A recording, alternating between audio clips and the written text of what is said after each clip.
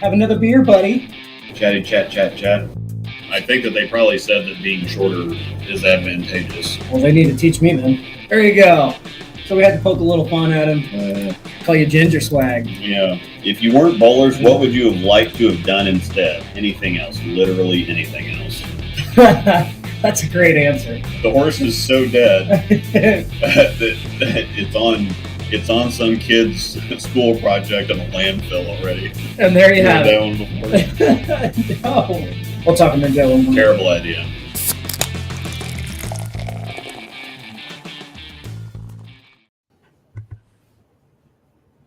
Happening.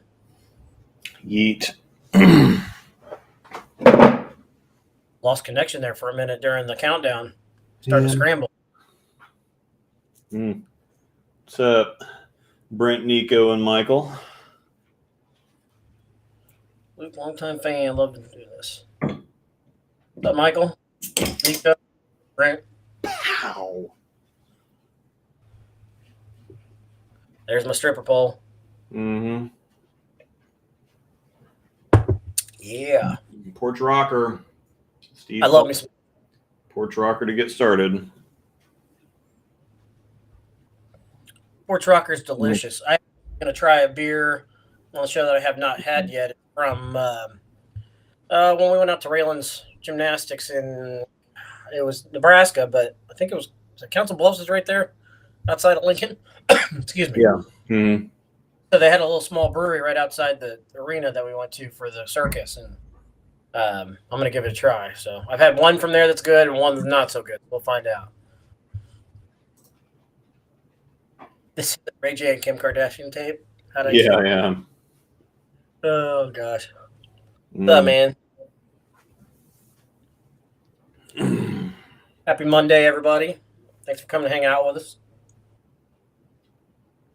Talk a little PBA bowling. Mm-hmm. I'm assuming you watched the show yesterday?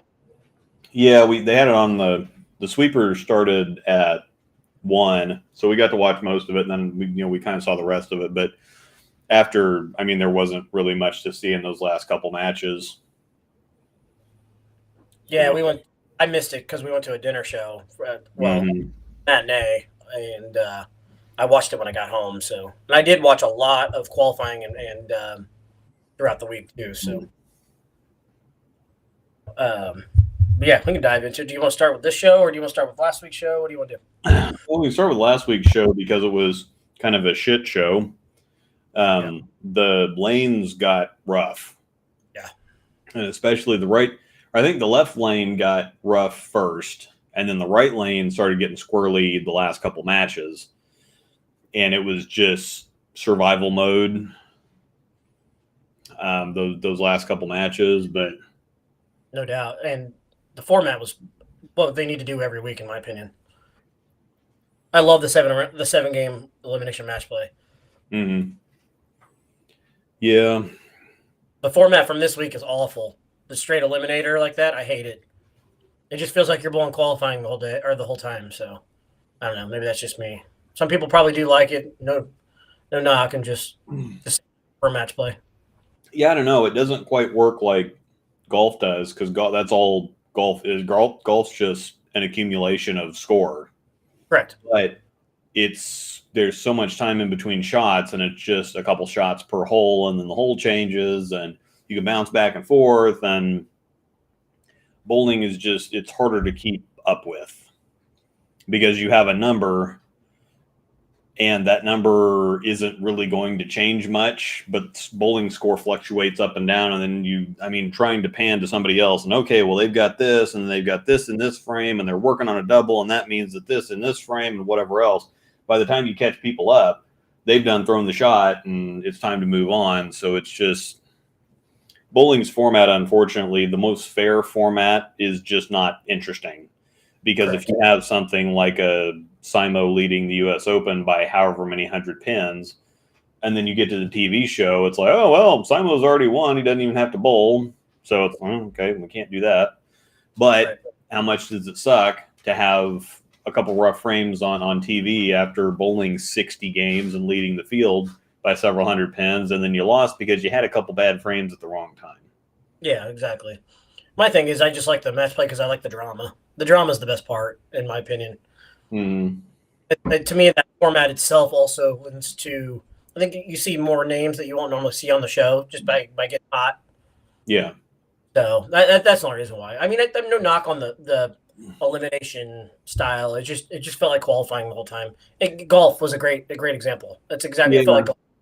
Yeah. Well, that's the other thing is it's half a dozen the one, six the other, because it's, the good things about the match play and whatever else, it can be a bad thing, but it can also be a good thing. It can go either way. Yeah. All in all, it was a good show. I mean, like you said, it became a shit show. It Mhm. was left lane, right? You said it was the left lane that got kind of The wonky. left lane blew up, and it just Yeah. started hooking out of the building on everybody, and they just could not keep up. The right lane was fine, and then they go over the left lane. It was just hook, hook, hook, hook, hook. Well, then all of a sudden, the last couple matches, the right lane started to kind of wiggle, and Yeah. so they got wildly inconsistent. And the other Jerry Kessler, the JK, not GK, said that what they do on TV show days is that they have some other stuff going on Saturday, because they finished up qualifying on Friday, and then they had some other stuff going on Saturday. Then they bowl again on Sunday. Well, there's like a practice squad, or so they have to re-oil first thing Sunday, and then they practice, and then they re-oil again, or they have to strip them to do the TV set. They set up the TV set on Saturday, so they got to strip them, and then they oil them like 3 times on finals day. And so it's oil practice, or some whatever, and then they oil again for the TV show. It's kind of like, well, the oil doesn't sit there for very long. It has no time to bond to anything. So it's just like running the same pattern 3 times a day for like the US Open. They get progressively tighter and weirder as the day goes on. Yeah. And so it's just one of those things where the trend, that's why they kept looking surprised at the ball reaction and what was going on, because that wasn't the regular transition all week. And plus, if you just have a couple people bowling on one pair, transition is going to act different, period, let alone, oiling it 3 times before they actually get on it for the show. And there's just all kinds of different things that go on that, cause those problems. And so if you see people have a bad game on TV, you can't really think it's like, well, gosh, they bowled, or they got nervous, or, how did they make it, or Belmo shooting 150 on the US Open show. It's like, oh my God, well, how did they get here if they were shooting that bad all week? And it's like, well, they weren't. Plus there's people down the side. Then plus the lights dry up the oil faster.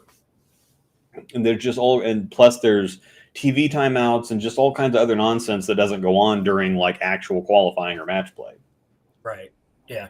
Agreed. I never realized that they actually times pre-show, basically. That's seems a little crazy to me. But I mean, I understand why, but it just seems crazy. You'd think that at some point in time they would let it, like we talked about, or like you talked about, you run it the last time and let it sit for a little bit, but whatever. Yeah. I mean, it's fair to let them practice on the actual finals pair. It may not necessarily be helpful. Correct. It's one of those things where you should probably just oil some other pair, let them practice on that pair. Hi, Buck. What are you doing, Buck?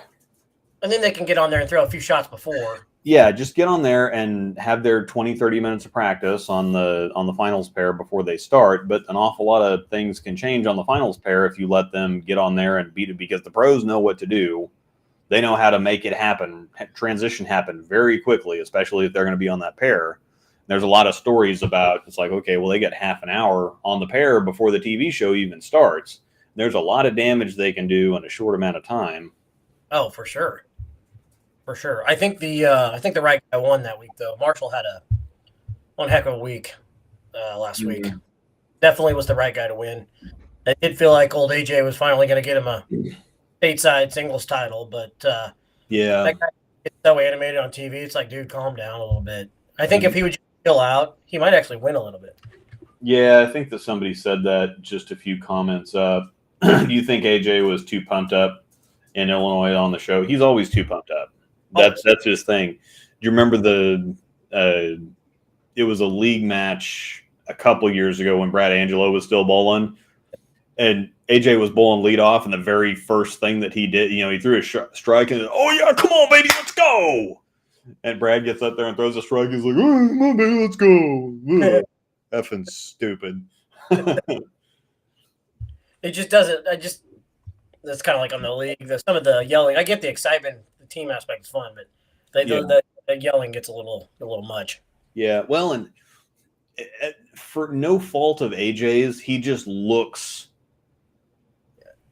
He just looks.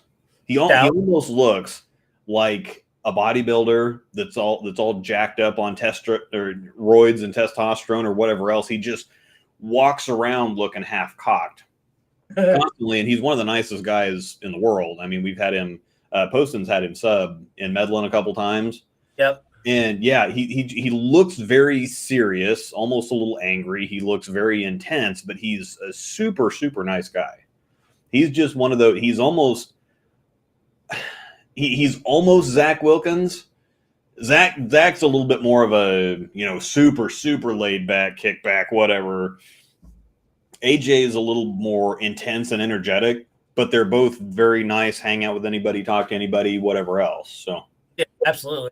And like Nico said here in the chat, I did notice that AJ wasn't sitting in the chair. I think that's the first time I've ever seen that, where he's not like he's just sitting on the arm of the chair. Yeah. I don't think it's respectful or anything like that, but it's like, dude, sit your ass in the chair. Come on. Well, he's over 30 now, so he'll start to slow down before too long. Yeah, he'll be wanting to go sit down in the chair. He'll figure it out real quick. But yeah, it was one of those that kind of felt like it was Marshall Kent decided he was winning that tournament, and that's all there was to it. Yeah. Like he came out laser focused, firing bullet. There was no hesitation, no thinking, no patience. No, he was like, I am getting up there. I am going. I am throwing the ball. I'm knocking pins down. He was just very businesslike. Yeah. That's the first time, though, I think we've seen on TV with him in a long time where he just looks like, I'm here to get it done today, and it's going to happen. Yeah. The first time was the double show that he won with EJ a couple years ago. Yes, he had a lot. He looked like a totally different Marshall. Yes. Because he had before kind of not necessarily looked like a deer in headlights. It just looked like he was kind of tight or reserved or whatever else, and just trying to, be patient, take it slow, whatever else. And on the double show, he's like, screw that. We're getting work done. And he had that exact same attitude on the show. I wish he could just do it all the time because he throws it good, man. I enjoy watching him bowl. Yeah. I do. I definitely enjoy watching him bowl. So hopefully he finds his way back on TV again this year because, like I said, I enjoy watching him. Mm-hmm. And that was actually kind of the same thing with Packy. Is the first couple times he was on TV, he just looked tight. And Packy's at his best when he's just super loose and kind of leaning back into that kind of lanky high step and walk that he's got. And as soon as I think the league stuff has been really good and really helpful for Packy to kind of a little bit of that collegiate kind of atmosphere for him to kind of let go and whatever else, and then just take that and translate it to the shows. And now he's won a couple times, and so yeah. Sorry if you guys can hear my dog. She's got like the little. Hey, our sleeper pick, boy, he's been on fire, man. Well, no, we haven't got into this big show yet, but old Zach, my goodness. Yeah, Zach Wilkins has had probably the most consistent outside of maybe AJ and EJ have made the last two shows, and wasn't one of them on the U.S. Open show too? Was EJ on the U.S. Open? Has he made 3 shows? EJ was on the U.S. Open show. Okay, so EJ's made all 3 shows this year then, because he made the show. He had an early exit in Illinois, but he thought he missed the player. He missed the players. Oh, okay. So the players, okay. So there's been 4 tournaments now. He made match play, but he didn't make the player show. Okay, so outside of EJ, Zach Wilkins has had the most consistent. I think he's been in like the top 20, top 15 of every single tournament so far. He's made the cut. He made match play at the U.S. Open. He almost made the show. He was really close. He's 7th or something. He was 10th this last week, but I think he was 7th in Illinois or something like that. Top 8 in points. So yeah. So he's been very, very consistent. Yeah, he's bowling well. Mm-hmm. That's what I'm talking to him a little bit after the last elimination round this week. I was sending a message back and forth on Facebook, and I just told him, look like you're throwing it with confidence. Like you can just see the confidence oozing out. When he makes a ball change, it's just confidence. It could be middle of the game. He doesn't care. He's super relaxed about it too. Like you can tell that he's one of those where he's in just one of those headspaces where he's just, you know what, I'm going to do whatever I think and however it goes. But I'm not going to get tight and I'm not going to cheat myself. If I make the wrong decision, whatever, but at least I made it. At least I didn't, go 6 frames too long with the wrong ball because, it's like, no, if I'm just not comfortable, if I'm not feeling it, I'm going to make the move, or I'm going to do this, or I'm going to do that. And I think that somebody else, Casey Bold, Springfield. Yeah. He made it into the main. He made it out of the PTQ and no, did he? No, he made it into the main field. Talking about Casey Murphy. Yeah. They gave him an exemption. Okay. Yeah. So Casey Bold, and that was his takeaway. It's like these guys make so much. Their moves are so much more aggressive. They make them faster and they make bigger moves. And Casey's like, well, my moves were a little slow and they were a little tentative sometimes. And that was his biggest takeaway, is what the difference is between even the really good amateur bowlers, because he's won so many ASBT titles down there or whatever else. Casey's one of the best, like, non-professional amateur bowlers out there.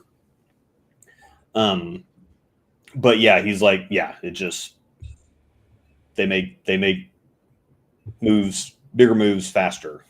If you guys have never had a chance to see these guys throw it live in person, I know they don't always come to your areas where you live, but please, if they come to your area, take the time to watch. You will be amazed at what they do. I mean, these guys are. It's kind of. Go ahead. Sorry. No. Go finish your thought. I was going to get in on one of the comments. You're good. It's kind of like the pattern this week. They were on a little bit of a longer pattern this week for the PDW Classic, and scores were a little lower. Gun. Yep, scores were lower the first qualifying round, and you could just the more you let these guys see these patterns, the higher you see the scores just creep up. Like, what they were bowling on this week was not easy by any means. And look at what Bill O'Neill did in qualifying; it's just unreal. AJ Johnson got hot. Yeah, I mean he's had a great season too. Yeah. And I think that was a great pattern choice for Springfield, because there are kind of higher friction lanes that generally are a little bit more free. It's Enterprise is typically pretty scoreable, unless you're either of us in Ozarks last year. Yeah. That comment that experience notwithstanding, we both had some pretty good outings at Enterprise, and having a longer, heavier pattern definitely matched up with that lane surface really well. It was great. I think it was tough but scoreable. Yeah. So, and you always want that. One of the comments here, and this reminds me of, I wish talking about, nobody's a fan of Randy. Nobody likes Randy. And apparently there's some behind the scenes politics or something, which is, I guess this was hinted at it on Beef and Barnesy when somebody brought this up, and Barnes wouldn't really say much more than there's some kind of behind the scenes politics or something that's keeping Randy on the show. But the old Chiefs coach Charlie Weiss was on some podcast somewhere, a Sirius XM podcast or something, talking about it, and he can't stand Tony Romo.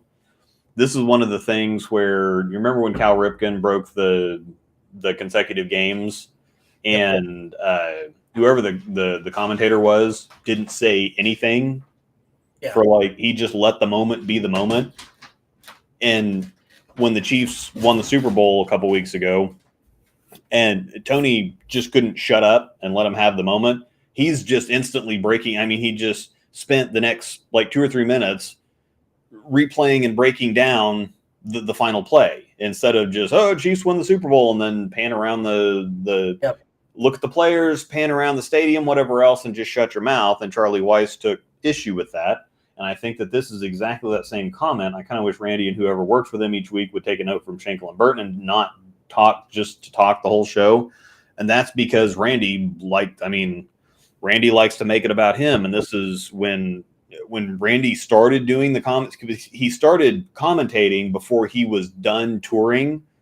And just the several shows that he made actually after he started being a commentator, that's when he started being just a super douche. Like you had the Tournament of Champions or whatever, and he points up at the guy in the freaking bleachers stadium. They're in a convention center, and he just points, oh yeah, I see all the way up there that I'm having to scream to talk to you. I hear you. I know what you do. Good job, buddy. Thanks for being real class. Yeah, I see you. Then there was another one when they were, they had people down the sideline or whatever, and he backed off and he's like, oh, there's a kid moving in the crowd. Oh, yeah, I see you. I see you. It's like a statue. Still like a statue. Yeah. So like a little statue. It's like, come on. That's one of those embarrassing to watch kind of deals. And he's just trying to, that's one of those things where he's just trying to maintain the light of his star a little bit longer, or whatever you want to say. Yeah, I was wondering if there's a special reason why he's still going, but the guy that's with him, right? I think it's been doing every show so far this season. He's not great. I just don't think he knows bowling. So because he also talks too damn much. So anyway, carry on. Sorry. All good. I'm looking at comments now. Good. Yeah, the Bo Derek, as Rob Stone says, when a PBA pro gets the front 10. I mean, we're getting to where 40-year-olds don't really remember who Bo Derek is. So, well, I kind of had a sneaky feeling too when Simo snuck in this week to the show the way he did. I kind of had the feeling this guy's going to run the ladder. I mean, he's got so much momentum now. Yeah, and even though he had to wait a couple days to get there, just again, he was out of the show, comfortably out of the show, unless something crazy happened, and something crazy happened. Oh yeah, it's when they're like, oh, he can still get in. He's got to shoot like minimum like 260 this last game, and then you look up, he's on front 8.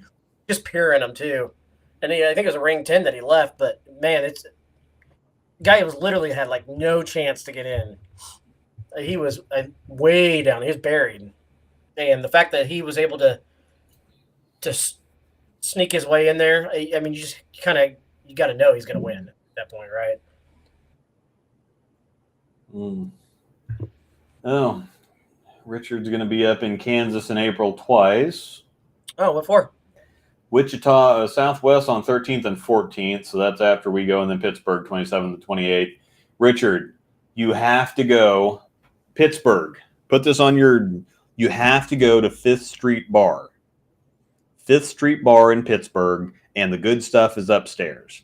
It doesn't seem like there's an upstairs when you walk in, but you just kind of walk in and then walk all the way towards the back and then turn right, and there's a staircase that goes upstairs. They got darts and like 30 different beers on tap, and it's a very kind of divey looking place because it's on like the old Main Street, kind of original part of Pittsburgh. And you go down a little side street, and it's one of those old 2-story brick buildings that's kind of all by itself. And it looked really sketchy, but the owner's there all the time. The people, it's just a very relaxed kind of atmosphere. The food's great. The beer's great. the owner's one of those guys that's always there working harder than everybody else is. And so it's just one of those, it kind of feels a little sketchy when you walk in, but as soon as you get in there and feel the vibe, it's like, oh, okay, this is one of those places.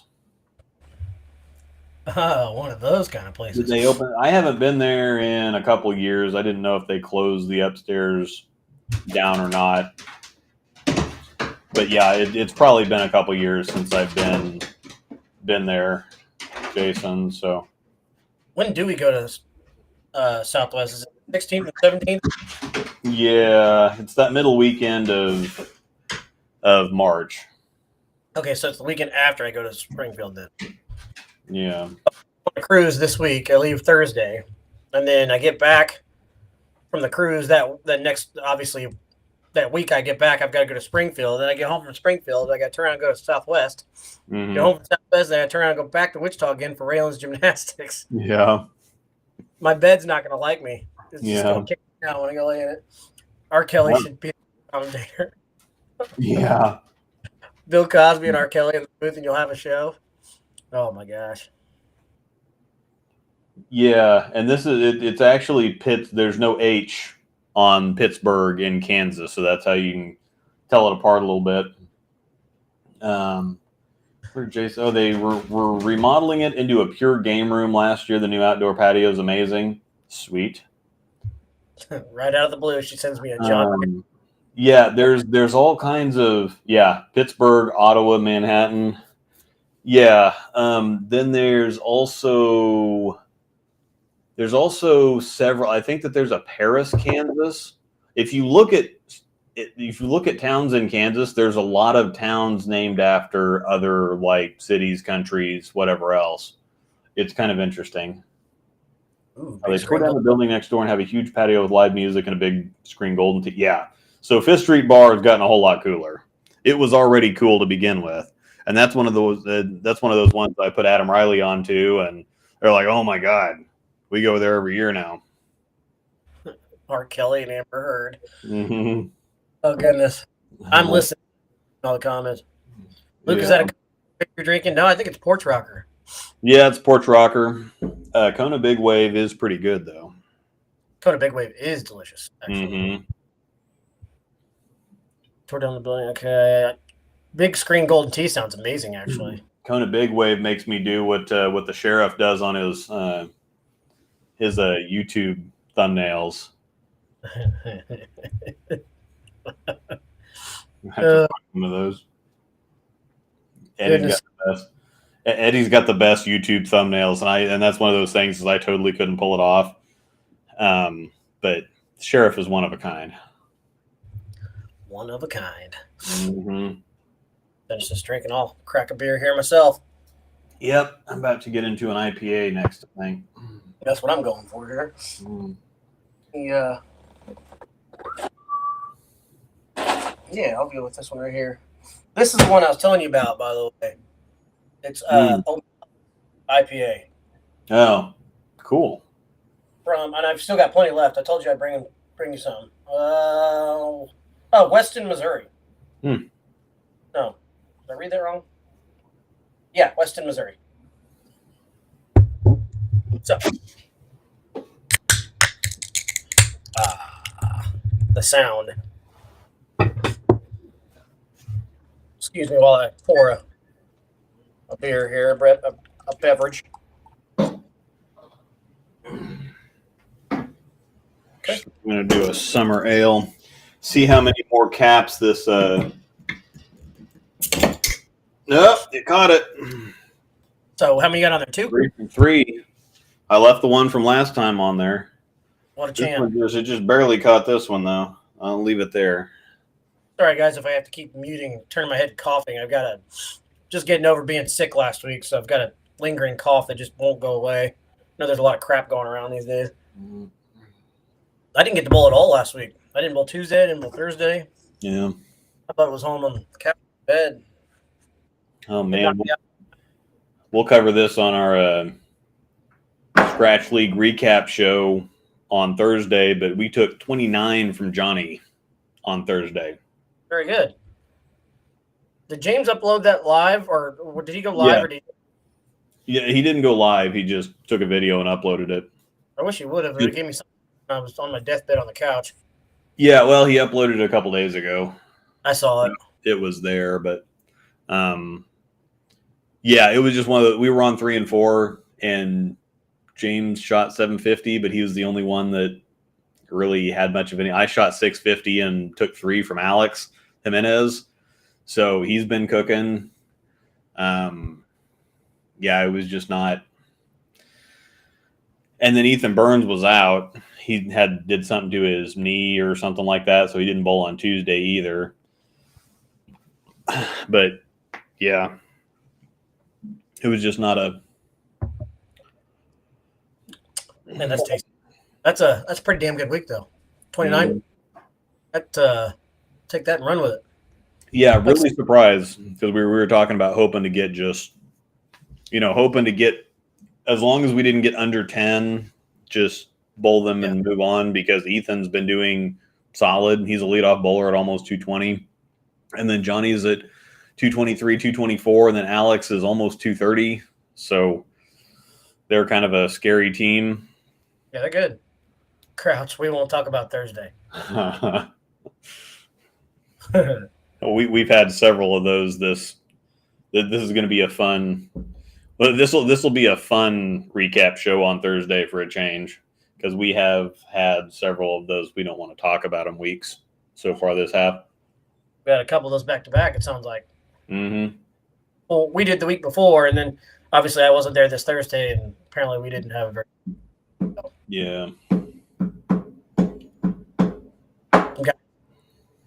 Well, the week before, the guys that we bowled pretty good against us, so we can tip our cap at that. I don't know how the guys that we bowled against last week. We bowled 3. I don't know how they bowled individually, but our guys just didn't have the best of nights. Yeah. What Crouch told me anyway. Yeah, we have to bowl Keeler's team this week, and they shot the league high set last week. Oh, they shot 10-20 the first game. They had 1997 after 2. Then tell Keeler he can't complain about bowling bad there anymore. Yeah, so they shot 29-20 something. Dude, speaking of Keeler, do we know our Southwest teams and doubles partners and all that yet? I don't think so. Usually she's got it out by now, but yeah, she's been busy, and her dad died a couple weeks ago or a month ago or something like that. So I think it just there might be something up there, and I've just missed it. I think the last thing I saw was still making sure that we got money, and then I think what the thing is that they're still trying to find people. I think that she hasn't put anything together yet, just because they still need a few more people. I know that they were looking to get more ladies. I know they really were wanting a few more ladies so they can do all women's teams. But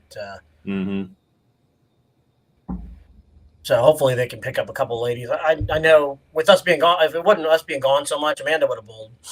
But she's got dogs and let me go solo. Something's wrong with her. Mm-hmm. You're solo too, aren't you? Yep.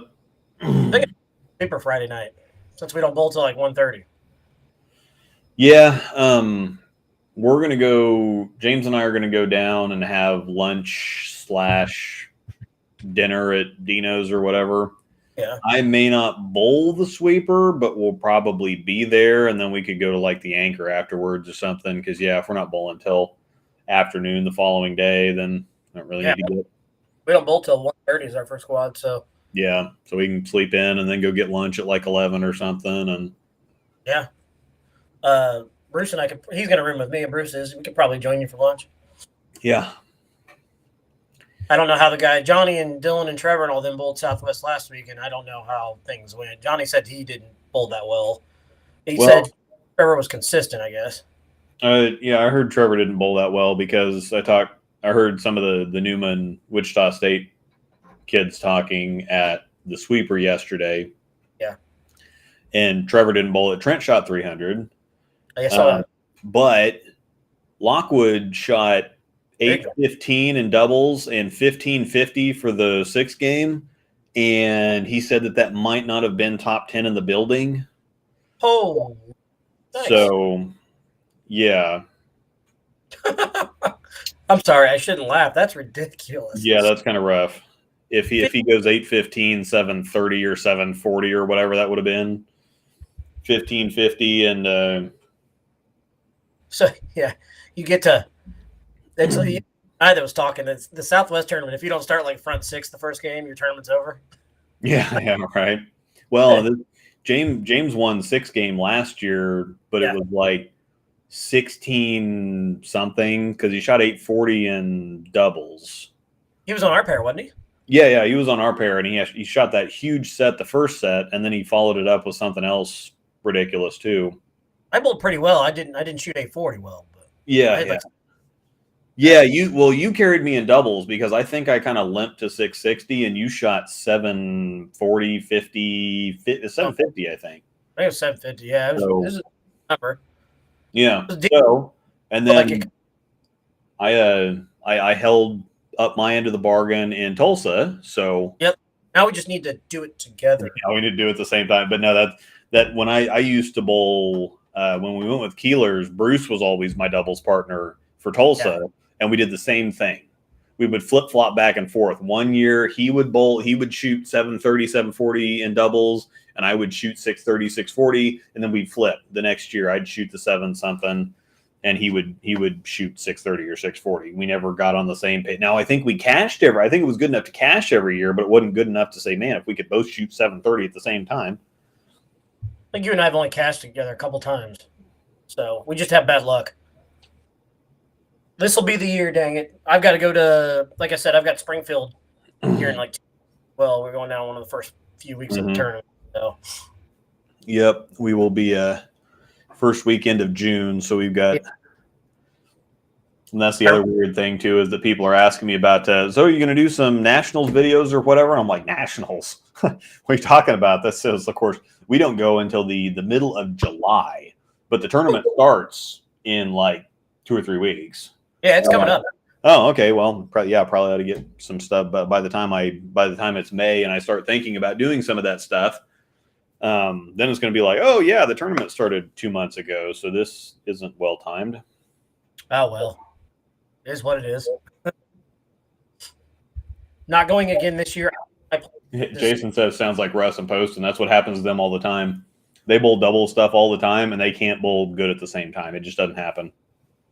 No. And they bowl really wild stuff. Like Poston shot 840 or 850 one time that Russ shot 640. And then Russ will shoot 820 or 830 and Poston will shoot 650 or something. It's kind of comical.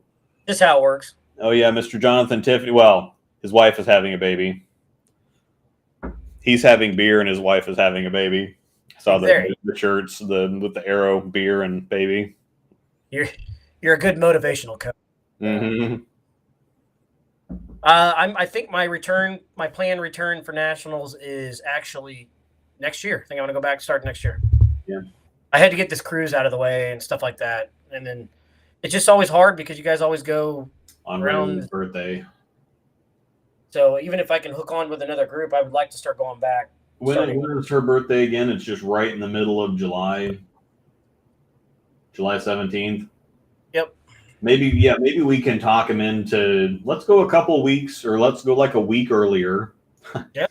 Let's just, we can have July 4th and we can leave and then we can, of course, it depends on what the times are. We ended up having to, because Chaz moved and so things were a little slow with that. And then it's always kind of interesting figuring out the following year because we've had so much turnover with who goes and who's staying and who's not going again. And, so yeah, it's always so up and down that it's kind of like, well, I don't know what's going on, and he doesn't really want to put anything together until we know what's going on because he normally just pays everything on his credit card, and if he doesn't have people that are gonna, because it's like $250 a person to enter now, yeah, and so it's like, yeah, I don't really want to put $2,500 on my credit card unless I know I'm getting it right back in a couple days here. So it typically takes a little bit longer, and then USBC adds a couple weeks to the end of the tournament, and then that's when we end up bowling. And so, but next year's Baton Rouge, and I like that. I don't think that there's going to be now. They've already added a bunch of new squads for next year because they think it's going to be. I just don't think it's going to be as popular. It's a funny thing is that people always bitch about, well, they're going to Reno and Vegas, but then they go somewhere else and nobody wants to go. I absolutely despise Reno. I may not be going back to Reno. We might just straight up skip Reno. It was that bad this last time, and I really don't want to miss going to nationals, period. So I will probably end up going and just be miserable and bitching the entire time, just because I want to keep, because James wants to do the 25 consecutive years or whatever. And I don't know how many consecutive years I'm at, but it's been the last 7, 8 or something like that. So I want to keep the streak up, but I don't know if I want to keep it bad enough to go to Reno again. That was brutal. Reno or Baton Rouge, at least we get back to the old school way where they actually have to assemble the lanes and everything like that in the convention. The convention center, and it's somewhere different. Which to me, that's what the Nationals was always fun. You get to go in a unique situation where you get to go into a convention center and bowl. Like, that's not something you get to do every day. You know what I mean? To me, that's cool. But obviously, you still get that feeling when you bowl in Vegas or in Reno, but it's just you're not walking into a convention center and bowling. It's just different. It's just a different feeling. That's all. Yeah. And the food in Baton Rouge is, I love Cajun food, so. Yeah, the problem is that apparently it's outside of crawfish season when Nationals is going on, because I remember we went in May, and they said, well, crawfish season just got over with, and so we don't have any. And so I hadn't had crawfish before we went to the restaurant. They managed to dig us up some so I could at least try them. It's like, yeah, we're not in crawfish season anymore, so we don't have them. It's like, man. Baton Rouge, the last Nationals that was there, was the first time I'd ever tried gator, and fell in love. Gator's amazing. I mean, we went back to the same restaurant like every day, just because it was so good, and the gator was phenomenal. They did have frog legs, but I would not. I'm not going to do that. Well, you'd be surprised. Frog legs don't taste a whole lot different from gator. Gator's a little tougher, but I think that's one of those things. Is I was very hesitant to try frog legs myself, but I saw them the one on Duck Dynasty where one of them was out on the golf course getting these frogs, and they got the cops called on them or whatever, talking about how good frog legs were. And then I saw them on the menu at Lambert's, don't they? Lambert's. Yeah, I saw them on the menu at Lambert's, and I'm like, I gotta try them. And Angel got one of the giant chicken fried steaks. And I'm like, well, if I don't like them, I can eat half of hers. And oh my God, so much better than I expected them to be. And I think it's one of those things, if you can get over the fact that it's frog legs, you'll just annihilate them. Oh, yeah. I do need to get back to Vegas, though, because I do enjoy Vegas. Syracuse was miserable. Syracuse was? Yeah, sorry. I saw something in the chat. Oh, you're good. I went for it. Volume here. Sorry. Yeah, Syracuse in 2018 was miserable. It was just it probably just where they had the tournament, where the convention center was, and where the places that we went. It was just sketchy. It was like downtown Kansas City. Yeah. It just, you don't want to go walking. It just crowded, dirty, sketchy, whatever else. It was just, Syracuse was terrible. I made a shitload of money in brackets, but Syracuse was terrible. Yeah. I didn't go that year, I don't believe. Albuquerque was another fun trip. Just trying to think of the unique places that we've actually gone to other than Vegas.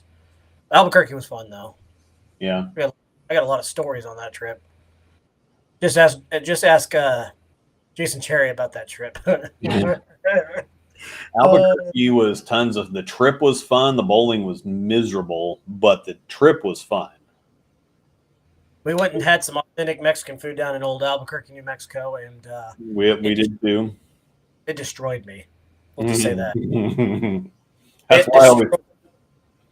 why I always ask them. There's a Dodge City is one of the highest Latino Mexican populations of any city out there. I think that the population of Dodge City that's Mexican or Latino is like 65 to 70%. Yeah. And so Mexican restaurants in Dodge City are amazing. And so every time we go down there and they would say, oh, this is kind of hot. And it's like, well, is it Mexican hot or is it gringo hot? Because they're two very different things. Gringo hot, it's like, fine, bring it on and add some of the special sauce, because gringo hot's not actually hot. Mexican hot is actually hot. No, that's Are you going to bowl? You guys, you and Angel James going to bowl the Mexican American in Emporia first week in April? They just do it the 1 week. Yeah, if one in Emporia possibly, we'll have to see because, well, I don't think there's any. Once we get past Southwest, there's nothing between then and Springfield for us the first weekend of June. We'll probably bowl the Dave and Mike Memorial Day, but there's nothing in April or May, really. You guys going to plan on bowling the, I think April's the Hirschman tournament. Are you guys going to plan on that? We will bowl that. So I plan on bowling that too. So I got to see if we're all together. I don't know if Wilkins bowled with us last year. I don't know if he'll be around to do the same. So, but it was that tournament was a lot of fun. I hadn't had that much fun bowling in a long time. I got really drunk. That it was Zach's fault. Actually, Zach and Drew. We'll put it on Drew too. Yeah. Surprisingly, frog legs are comparable to chicken wings. Yes. Amphibious combination of chicken and whitefish. Wasn't that you that was telling me that too? Yeah, I call frog legs fish chicken. Yes. It's fish chicken because it's a hybrid between the two. Yes, it does. It does kind of taste like a white fish, like tilapia or not really tilapia, but something. Oh, it's on the tip of my tongue, but I can't think of it. But yes, it's kind of like a white fish and chicken. It's not quite as dry as chicken. It's a little bit more moist, like kind of a whiter fish, like pollock or something, I think. But yeah, it's right in there between like white kind of fish and chicken. Cod, like Nelson said. Cod, is that what you're thinking of? Yeah, it's like a cod chicken hybrid. So Jason Nelson was in here earlier, and I said Nelson, but Crouch is still with us. Yeah. Does it taste fishy? No. It's fish chicken, but yeah, it's not fishy at all. Again, it's kind of like gator. It just like, so what snow crab is. So if king crab is gator, then frog legs are snow crab, because king crab or lobster is a little bit firmer than snow crab. But yeah, so gator's just a little bit firmer. It was chewy. Gator was chewy. Mm-hmm. And I had it blackened, if I remember right. It was definitely blackened. That was delicious. I just want to go back there for that reason. Yeah. Swamp platter, turtle soup, frog legs, gator bites, and catfish. Man, I'm all about that. We're gonna have to hook that up. We didn't do that good down in Baton Rouge because we didn't really know what we were going for. So I don't think we were there that long either. And that was kind of we had a mishap. I thought we were bowling at 11 a.m. and it turns out we were bowling at 11 p.m. Oh, big difference. So yeah, that was a little bit of a difference, especially because we were going to get done bowling and then head to Branson for a couple days on the way back to kind of finish the trip.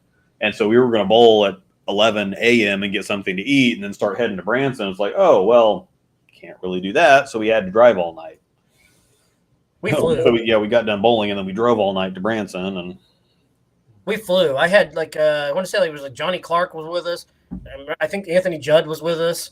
Mm-hmm. I don't remember who else was all with us, but it was back with that kind of group again. Yeah.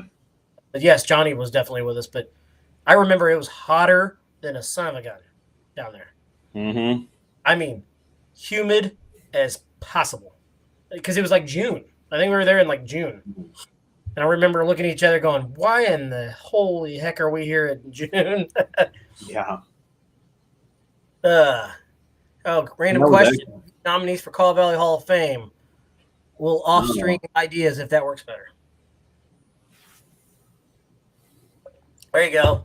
The ginger. Yeah. I don't know. That'd be a little awkward. In what category, Jason? All categories? Any category, probably. The problem with that is that there's not a whole lot of people that should be in there that aren't already in there. That's what the problem is. They got a little before the boards merged, they started just putting it was the senior crowd and they just started putting like everybody in there for whatever reason they could make up just to put somebody in there. And so once the new board took over with Paul and some of the other people, they kind of tightened it up a little bit. But there's a lot of people in the City Hall of Fame, but there's also, my God, there's a lot of people in the State Hall of Fame that I'm like, what in the fresh hell is going on here? Because Crouch had me do his induction speech into the State Hall of Fame last year. Yep, I do remember that. And I was looking at the list of people on the state, and I'm like, I mean, I thought Topeka was bad. And I think, okay, for state, getting into your City Hall of Fame is cool. Getting into the State Hall of Fame is obviously very, very cool too. But it's like, how are some of these people in here? They did induct last couple of years. Call Valley's had a pretty couple good ones in there. Yeah. Omar Bennett went in. Yeah, he deserves to be in there. I agree with that one. Steve Peoples does a lot for bowling. He went in. Yeah. Hopefully we can get Payne nominated for state this year. Alan Payne would be a good one for state. Sure. He needs to go into state. He did a bunch of stuff in a short amount of time because he didn't start bowling until he was like 45 or 50. That's impressive. And he did a bunch of stuff for like the regular adult, let alone the senior stuff. So the only guy that I've ever seen drop to one knee to deliver a bowling ball. And wear out the knee of those jeans, because he always wore jeans to bowl in, and he would wear out the knees of his jeans. It's impressive. It's impressive. Rest in peace to him. He's Alan was one of the good ones. Yeah, I went to his funeral, and I got there like 10 minutes ahead of time, and that was like a half an hour too late. Oh, I'm sure.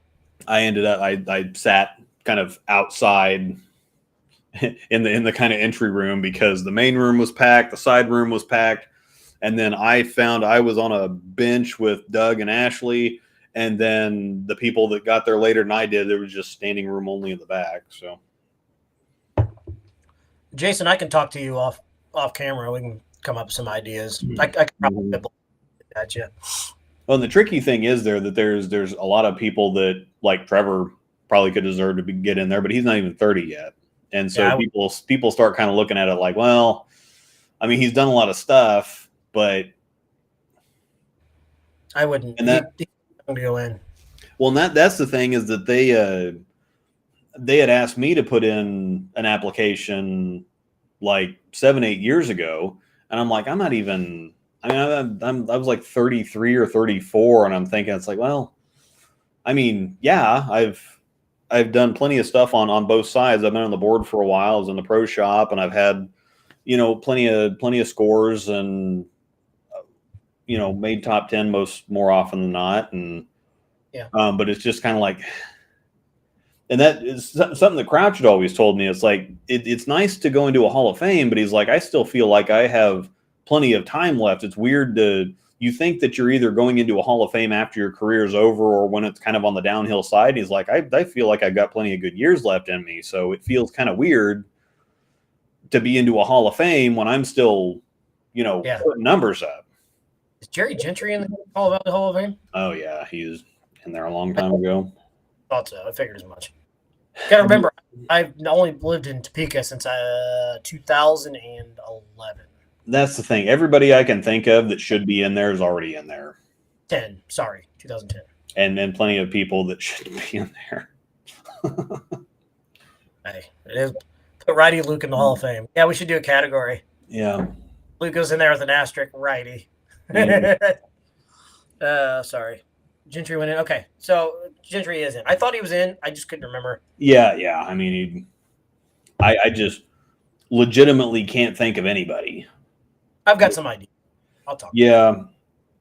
I can't think of anybody that should be in there that's not in there that's also kind of 40-ish.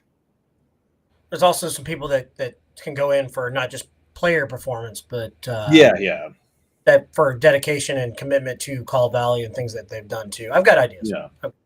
Well, and I think Paul Baumgartner's in there. He should be. I mean, the guy just dedicates his life to that. So yeah. I don't know. I got an idea. I'll talk with Jason. I'll see him tomorrow night anyway. It's actually something I've talked about with Paul before too, so I can talk to Jason and go on track. I actually really wish Topeka. We're still talking bowling talk. I know you don't really bowl in Topeka anymore, but I really wish that Topeka would do the format. And I was talking to Jason in this when Paul had me show up for a board meeting for they had to have a certain amount of people there to approve a board member change or something. I don't remember what it was.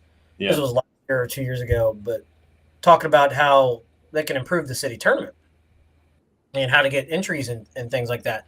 Now they're allowing re-entries and all that stuff, which is great. I think that's the best way. You keep allowing people to re-enter. Obviously, the more you re-enter, the more entries is going to get, right? So yeah. I think that the what Lawrence does with their city tournament, where they shut the leagues down for a week, yeah, and everybody's already there bowling those nights of the week anyway. It's just it's freaking brilliant. It's brilliant. Yeah. And who doesn't like canceling leagues for a week where you can bowl a tournament in the middle of the week? It's just something different. No, and that's the other thing is people either have to take the entire weekend. If you just do it on the weekends, people either have to take the entire weekend to bowl, or they have to take one day out of each weekend, the next 2 weekends, to bowl team, and then doubles and singles the following weekend. There's a lot of people that would bowl the tournament if it was already a league night that wouldn't bowl the tournament because it's an extra day. Some people work the weekends. So, yeah. Hey, city team champ. Hey. But I think that they've talked about it before. I think they talked about it before, and Jerry and Jesse weren't really interested in doing that. Yeah. It was shot down, board took it to the house. Yeah. So I think it was suggested before, probably several years ago too, because I'm pretty sure that I brought it up when I was on the board however long ago. But yeah, Jerry and Jesse just aren't interested in it. So that's just silly to me. The fact that you won't even entertain it is just John Sherry reached out to me last year and got me a bunch of flyers to take over to Lawrence to kind of promote it there. Now I don't know if that really helped or not, but I think their entries went up a little bit this last year. Jason could tell me better. I don't know. I just felt like because I bowled a couple different team squads. Yeah. And it felt like the entries went up a little bit. Maybe I'm wrong. Yeah. Sorry. Whew. This cough sucks. I'm done with it. Oh, dude, when I was making all kinds of videos now and trying to do audio when I had just a little tickle in your throat and you start getting talking, and then it's kind of one of those things. It just did it to me just a second ago. I just hacked and coughed and cussed my way through several videos. I've still got the nose run. Like if you hear me sniffling, I apologize. I didn't have time to go get Kleenex. I've got a small roll of toilet paper in case I need to blow my nose. He said, up from COVID, not even close to back in the day. Yeah, it's going to be tough. Mm-hmm. I know they talked about it at one point in time. Well, people will go to Springfield and bowl, so I know they'll bowl. But yeah, that's also they're going out of town to bowl. That's getting out of town trip to go to Branson, other things while they're out of town. It's staying on a weekend. A lot of times people don't want to do it. Now, I'm different. If it's in town, I'm going to bowl because I don't have to travel for it. So yeah. Yeah, I just think it's one of those things. I mean, we don't bowl in Topeka anymore because it's basically like a couple of boleros without being boleros, and I'm just tired of putting up with it. So I only bowl a gauge, so I do sub on Friday nights every once on a blue moon with Trevor's team with Grandpa. So I was subbing for his grandma for a little bit because she had a stroke. Yeah, but they took Paul's boss actually took the spot, so I was off. So they're trying to get him enough games. He used to bowl. They're trying to get him enough games so he can bowl like Tulsa with us. Yeah. So I'm actually really excited for Tulsa this year. The fact that we have 4-man teams now instead of 5. Yes. And I am all a Broken Arrow. Yeah. So it also helps us where we can pick our hotels too. So actually, I'll probably stay in the same hotel I stayed in last year. Yeah. That was we'll probably be right back there at that same place. We have to go to that Mexican. Yeah, that Mexican place. We ended up going there twice. Killer. We went with you guys, and then we went back with James and Megan and Hunter. That's phenomenal, man. Yeah, great place. That's going to be an absolute #1 destination every year. I just saw it when I was looking at stuff near the hotel when we went out to dinner and everything. And I'm like, I can always do Mexican. Margaritas sound good. And then we got there and sat down, look at the menu. The menu's huge. Mm-hmm. And then sit there and we get to eat, and I'm like, damn, this is some good stuff. It's really good. So over by the Bass Pro in Tulsa. Yep. Senior tournament was way up this year. Maybe we need to give a bag of chips and quarters for strikes in the city tournament. Yeah. It's just gonna be a tough one to build. Most city tournaments locally aren't, even in Kansas City, they're not as big as they used to be anymore. Yeah. There's just not a lot of money in them is the problem. And your bigger competitive bowlers only gonna want to bowl if there's money in it. So and see that's the problem. If there's not the money in it, people don't want to go. But as soon as the money's in it, then all the big shots are going to show up, and then they don't want to bowl against the big shots. And so that was actually part of the reason why it started going down. I mean, this was part of the reason that Linehan folded was Russ and Jeff and Kyle Turner, because they come in and they won Linehan every single year. It was just whenever they were in the league, everybody else was bowling for second place.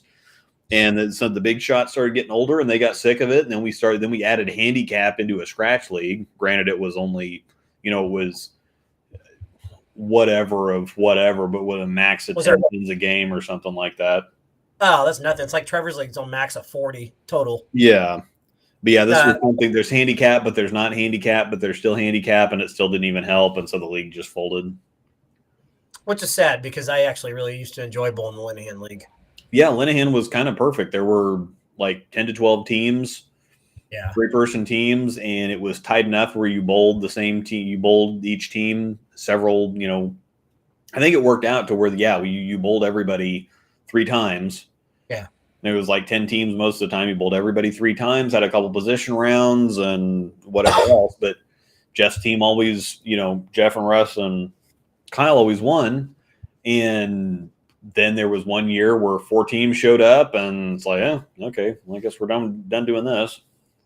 I'm not going to lie to you, though. Having to wear the matching team polos every week. Yeah, having to buy the team shirt, which, I mean, it was nice. Especially it was cool when they started doing the different colors, so each team would have their own team color. Yeah, that was nice.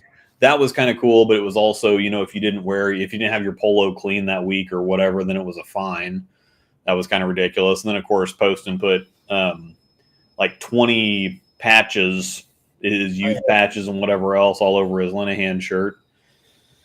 And then, of course, they started having the other thing where there were staffers that would bowl. And it's like, well, I've got to wear it's like, okay, well, we had to get approved to put staff patches on our shirts or on our polos because, some people had it in their contracts and slap it on your forehead. Yes, there were a lot of fights in Linehan. There were 100%. It got worse when we moved it to the 9 o'clock. Because I used to bowl I used to bowl Tuesday nights at Gage. Yeah. I bowled the league before. Yep. And then we dart over and bowl Linehan at 9 o'clock. Just get 2 leagues, night leagues, or 2 leagues in one night and get it out of the way. Yeah. Fun. It just made it for a long Tuesday and late nights on. Yeah, early Wednesday. But I liked it early too. When I first moved out here, is the last couple of years when it was in the 6, 7 o'clock time. Yeah, it was 7 o'clock. It used to be 9 o'clock on the high end, and then it went to 7 o'clock on the low end. Yeah, and I didn't mind the late nights, but yes, it seemed like when it got to the later time, and then people were drinking. Obviously, a lot of people were either bowled leagues before and were drinking, or vice versa. Yeah, you got a lot of fights. It is what it is.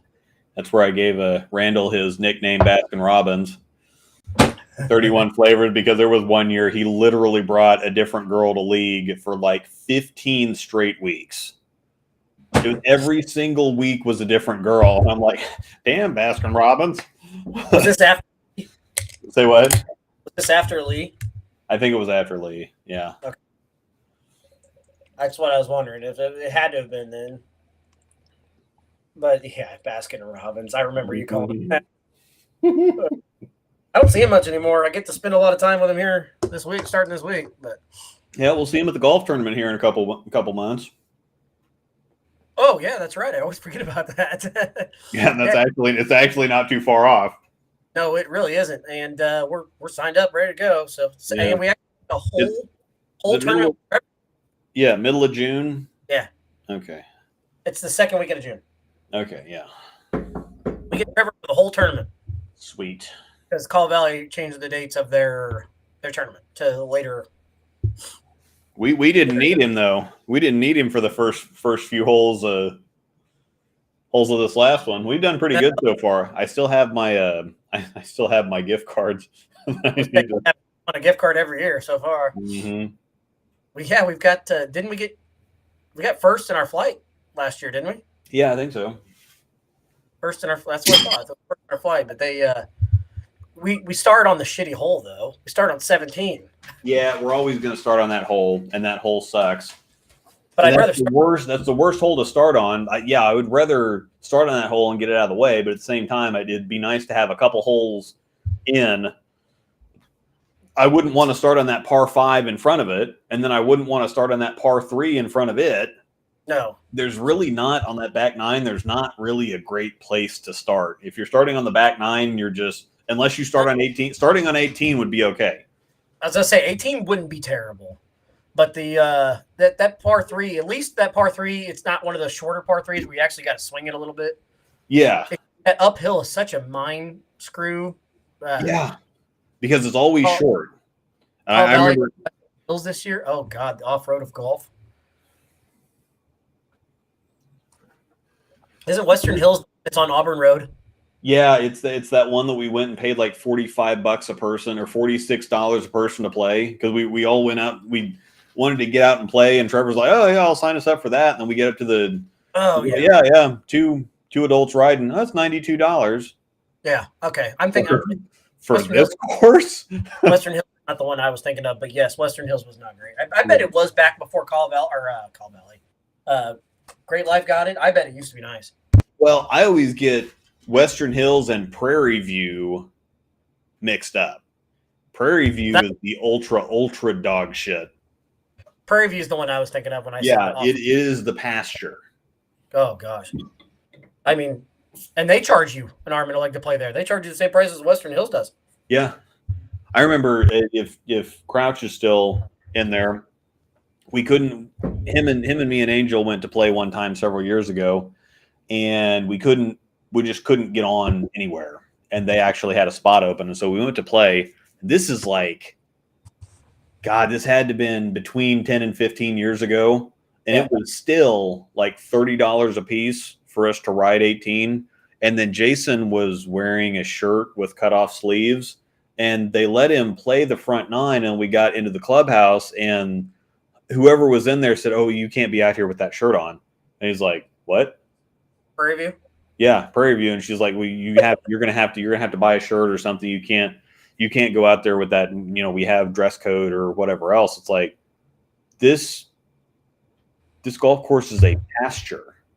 Like there's more dirt than grass on this dog shit golf course that we've already paid a ridiculous amount of money to play on.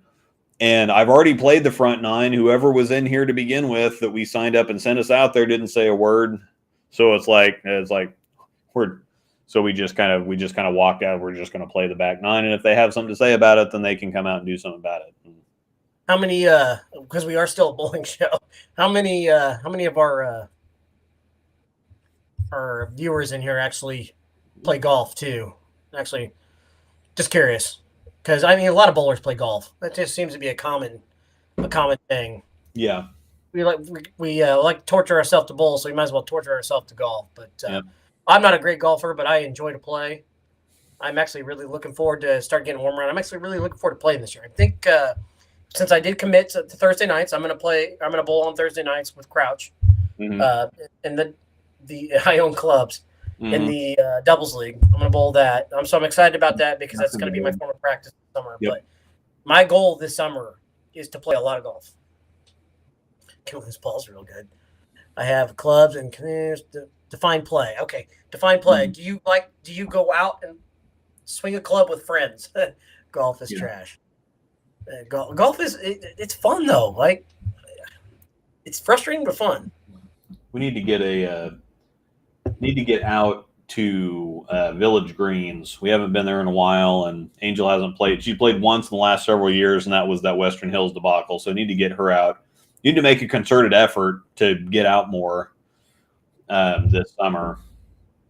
I always like to start when I first go play for the year. I usually like to go out and play at Forbes. Mm-hmm. Forbes really great. And that's something that probably needs to happen. I just need to put that on the schedule with Angel because we don't. So we just bowl on Thursdays during the summer, and after 5 o'clock at Forbes, you can ride all you can play for $10 after 5. And Angel gets off at 4:30, and she already works over by Forbes. Yeah. So I just need to bring clubs, and we just need to do it every other week or something the entire summer. I wish it wasn't Monday nights because I would do the golf and bowl league in Lawrence during the summer. That'd be a lot of fun. Yeah, Sterling Bowl in Kansas City used to have a badass golf and bowling. They still might. Mm-hmm. But yes, that one was a lot of fun. Eric Moore, what's up, man? Yeah, he's in there. He's my for our city championship team. Yeah. Name Riding Trevor like always. Yeah. Yep.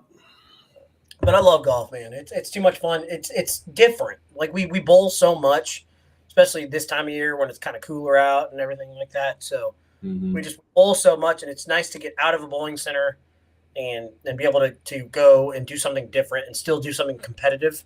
Yeah. You know what I mean? So I don't know. But kind of relaxing at the same time. I think when Angel and I kind of started playing more often, I don't know, 6, 7, 8 years ago, I wanted to get better at it too. And it, most of the time it ended up being miserable because we didn't get out often enough to really get any good practice in. But now it's kind of like, man, you get out to golf. I just don't want to ruin it by being mad.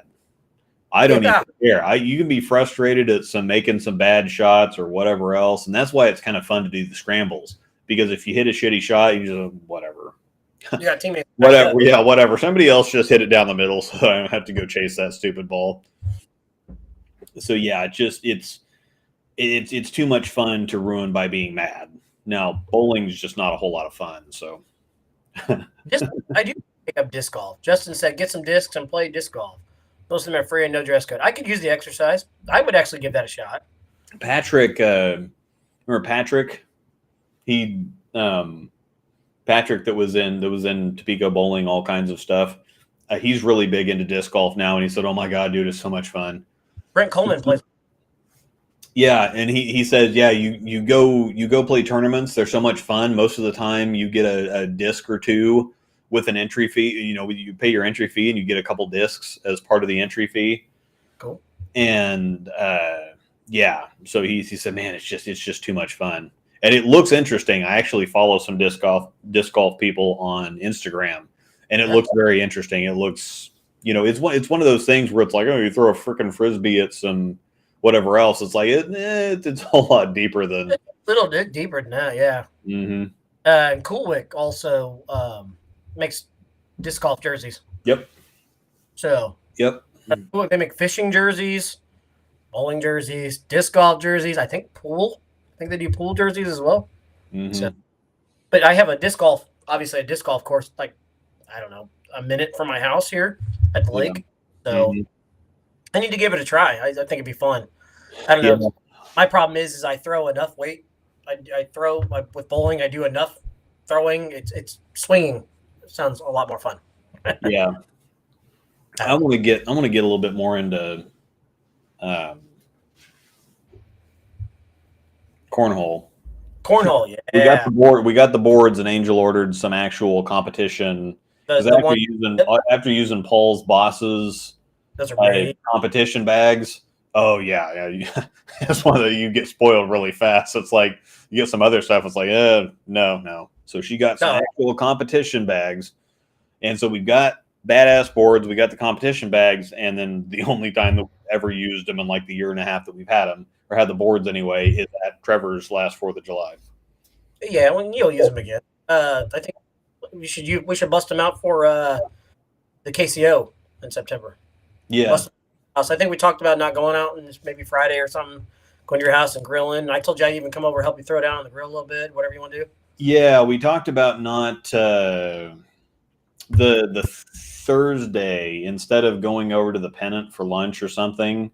Yeah. Just instead of packing everything so much, it's like everybody that gets in on Thursday just come over to the house at 11 or noon or whatever, and then we can just have the entire afternoon before we go to Lawrence.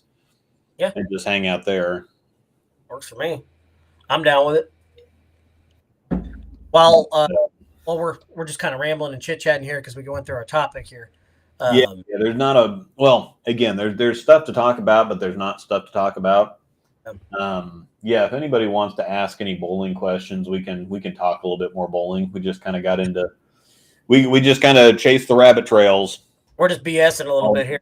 So, I have something I want to interact in the chat with though a little bit here. Yeah. So far, we're pretty far into the bowling season in 2023, 2024 here. So, any goals that you have set for yourself for this season when it comes to maybe scores or physical game or whatever? Have you achieved a goal that you set out for this year? Honestly, I am curious. Me personally, I actually didn't set any goals this year, other than a little bit of better mental focus. And I think the Thursdays I've been bowling better. The last few weeks hasn't been the greatest. With a big focus on Medlin, I wanted to bowl better at Medlin this year. Mm-hmm. Gage, I really don't give a shit. To be honest with you, but it's all good. I'm just curious on people's goals. So, like, is your goal to shoot 300? Did you accomplish that this year? Is your goal to average 200 for the first time? So, I'd like to hear in the chat. Even if you're not watching live, you can comment on the video later. I'm just disappointed that Hawes is ignoring my smack talk about summer doubles. I did not see it. I didn't see anything about summer doubles. I didn't either. I'm sorry. Oh, have fun bowling for second place, and Zach and I didn't. James. Yeah. Whatever. What are your thoughts on PDW thanking Simon for winning his tournament since he is an SPI stabber? Thanking him? PDW has been on record by saying that he is a big Simonson fan, and it reminds him of himself, younger version of himself. He did go on Bowl TV, by the way, and say he thought two-handed bowling was cheating in a way, but he said he respects it. So he doesn't like it, but he respects it. But there's nothing wrong with him winning or thanking him for winning his tournament. The big thing is, like I said, you correct me if I'm wrong, Luke, but he did say, like I said, that he's a fan of his. So that's that makes sense that he would want him to win it. I could see it. Whoops, wrong one. I'll get back to that one because that one's interesting. Keegan, I had a few goals I meant to do in order this year, and I appeared to be doing it backwards. Made money at a tournament before I got better at bowling. This one is very interesting.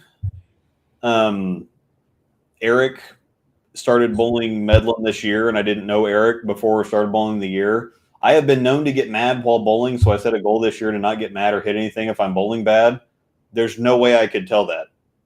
Like, you seem like just the most even keel, like, casual type of person, because I didn't know you before you started bowling this year, and I would have never known that you were the type to get pissy while bowling. So I would say goal accomplished. So far, I mean, we got time left. We got a couple months left. And of course, we do bowl you guys again towards the end of the season. So, but just by interacting with you on Thursday nights, it looks like you definitely accomplished that goal. So kudos to you. I don't see you outside of Lawrence other than a random tournament here or there. So cool. Good stuff. Yeah. It's a good topic you brought up. I like it. And Golden Cap tournament ended up doing that on Saturday. It was pretty exciting. Mm-hmm. Boom. Love it. Love hearing success stories. I'm one of those kind of guys. I'd rather hear about other success than myself because I don't have much success. So I've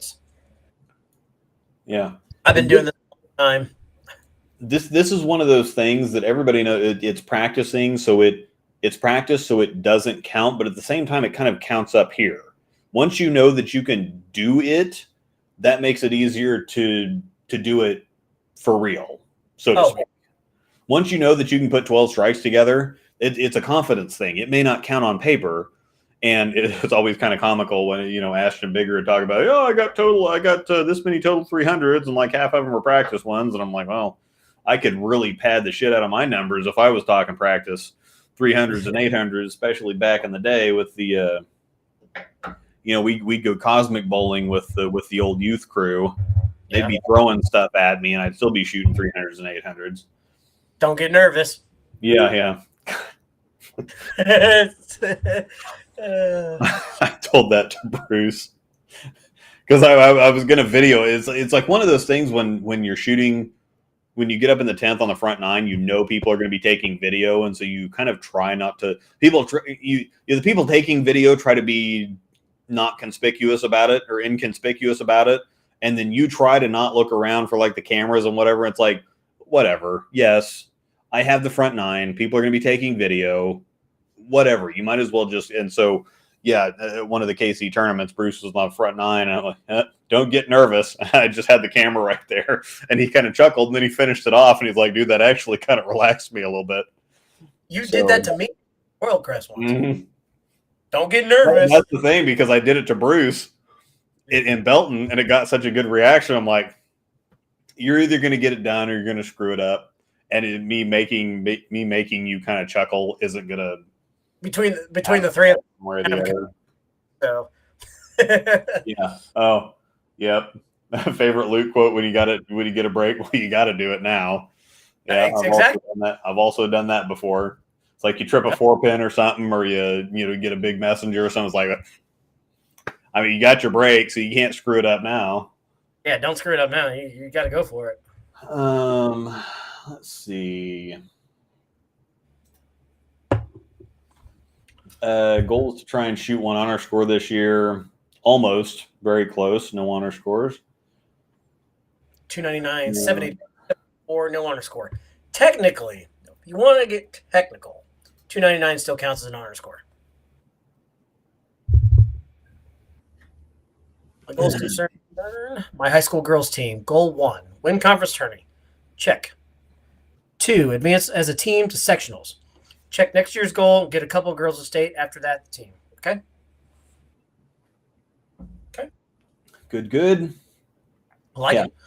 You like Simo changing to the attention star? Yeah, I mean once the lane started to get to dry up and he had to move inside, any of the gem stuff was going to be too chuggy and slow, and so that core still rolled pretty heavy in the attention. It just got a cleaner cover on it. And so yeah, I mean obviously he won the tournament. So yeah, that attention star looks good.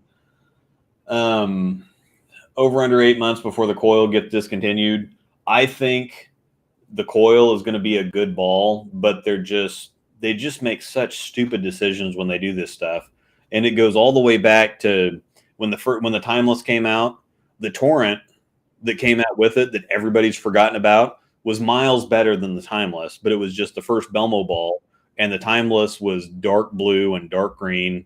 Nobody cared. The Timeless had all the buzz, and they released something completely boring with it that was actually the better ball. And then they do the Nova and the Spectre. Everybody was all jazzed up about the Nova. And then the Spectre was kind of like, it's a new core. And, we've only seen this cover a few times. Don't know how to feel about it.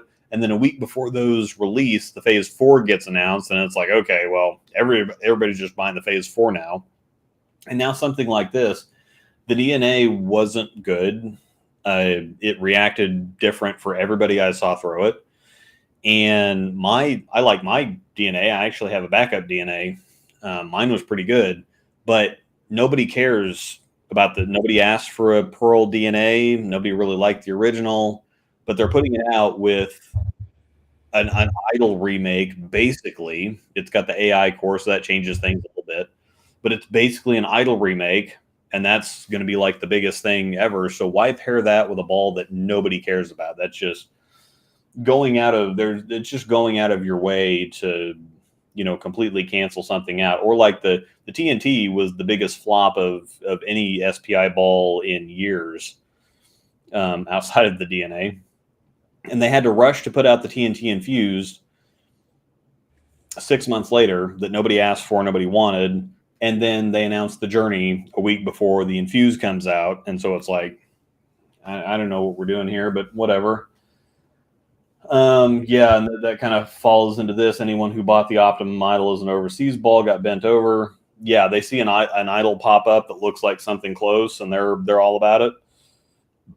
And Jonathan Wong always gets in on that stuff. Now he's been better about trying to figure out, because I'm sure that a lot of people get irritated if they spend like $300 on a ball and it ends up being stateside. It's just as soon as it launches, like, oh my God, you can get this ball, and people are crazy about it and whatever else, and they spend $350 on it. And then it's like, oh, it's stateside now. So it's not really good for his business. Now here we go. When Olathe East used to have those mini screens that had the scores on them about 15 years ago, I broke the screen out of frustration. Cost me $600. Ryan Stubblefield, he busted one of Belton's right after they got Sync and the little touch screens, little iPad looking touch screens. Broke one of those at a tournament. I think you and I were bowling together that day, and I watched him do it. He just laid, if I remember right. Yeah. Maybe I'm wrong, but I swear I watched him just like lay into it. I don't know. Carry on. Yeah, moved down to 14. Shot my new highest sanctioned series of 795. So much different than when practice versus everyone stopping and watching you throw the last shot. Yes, but it's a stepping. Practice is a definite stepping stone. It is. You you can execute when the time's there. Yep. Used to be a fry master, never would have guessed. Yep, kudos. I really wouldn't have. Didn't really set any goals aside from averaging Russ -5 in Medlin this year, but I might steal Eric's don't fry out goal for the summer. Yep.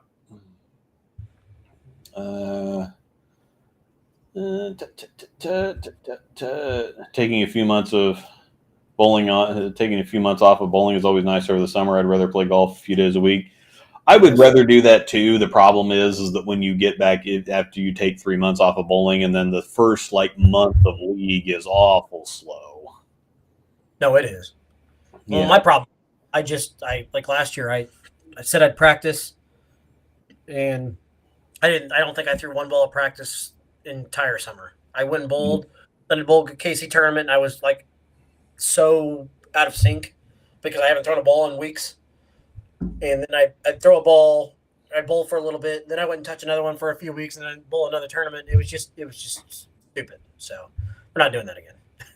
Yeah. Yeah, our DNAs work. Mine looks like a stronger absolute power. His looks like a stronger IQ 78. Excuse me. Bad. Did you get there? Bowl my first 600 series, get my average in the 180s, and shoot more 200 games. Everyone's DNA is unique. Oh, I like that. Yeah. What you did there. I'm convinced SPI is just releasing stuff. I don't care what they say. Yeah. They have no idea what they're doing right now, and it's kind of sad. But some of the stuff recently has gotten better, and I think that they did get React-to-Gloss figured out, but at the same time, they're kind of behind the curve. Yeah. Now, at the same time, I will say, now that I'm throwing Brunswick stuff, the Brunswick stuff is all a lot stronger, and so far, I haven't really been able to throw much of it in league, or when I've tried, it hasn't gone that well, just because I'm fighting how much the ball is hooking, but I'm also used to kind of normal stuff, I guess, and so I've been kind of slow flopping everything, and it's like, oh, okay, well, now I have plenty of ball reaction. I'm not really used to this, but yeah, they're just SPI's stuff is just nobody gets along. I'm just convinced. I don't know this for a fact, but nobody. It just seems like nobody there gets along. Everybody's well, I'm just going to go my direction. If they have a problem with it, they can just tell me about it later. I'm just going to do what I'm going to do, and whatever else. Nobody's on the same page. Everything's all disjointed. One person will tell you one thing, and somebody else will tell you the opposite. They're just not on the same page, and they're just throwing stuff at the wall because they're Storm, and it's like they have this attitude that they can just. It's like Tommy Boy is like, well, take it, dump in a box, and market guaranteed. And I think that's kind of what they're doing right now. Well, it's Storm. It doesn't matter what we do; they're going to buy it anyway. So, sir, we only use Dumb and Dumber quotes on this show. Yeah. Radio. Yep, I had the Ruby a year before it was available here and with better surface. Yeah. Flipping the coil was. This is the funny thing, was that the coil was in our, because we could see it was in our pending orders for the seed balls when we got those. The coil was in our pending orders in like November or December. And then it got replaced with the IQ 78. And so I think that that's one of those things where they're like, oh shit, the tour is starting in like a month and we don't have a urethane ball that our players can throw. So we better move this up. I think it kind of snuck up on them and they didn't think about it. And it's like, oh, oops. So the coil got pushed back a couple months in favor of the 78U.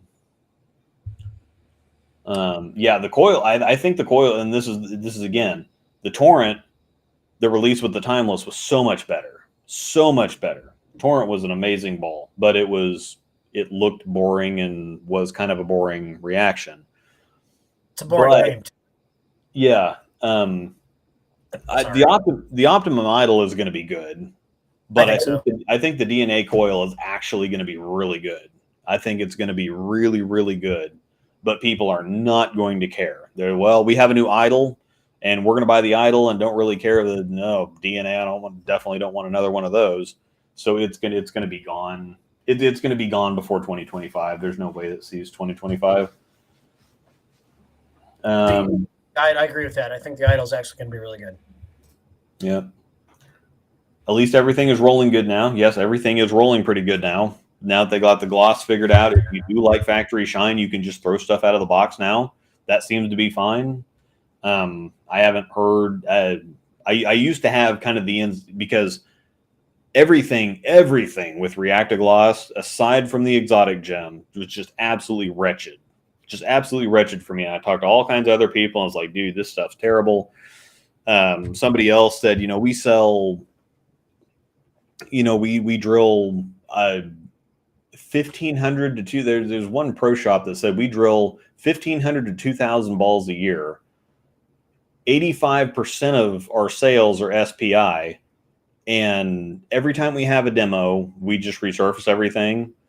And it just had to resurface all the shiny storm stuff and some of the non-shiny storm stuff because everything was it's like we just got tired of people having my ball doesn't hook. It's like, oh shit, okay, so we're just going to resurface everything ahead of time.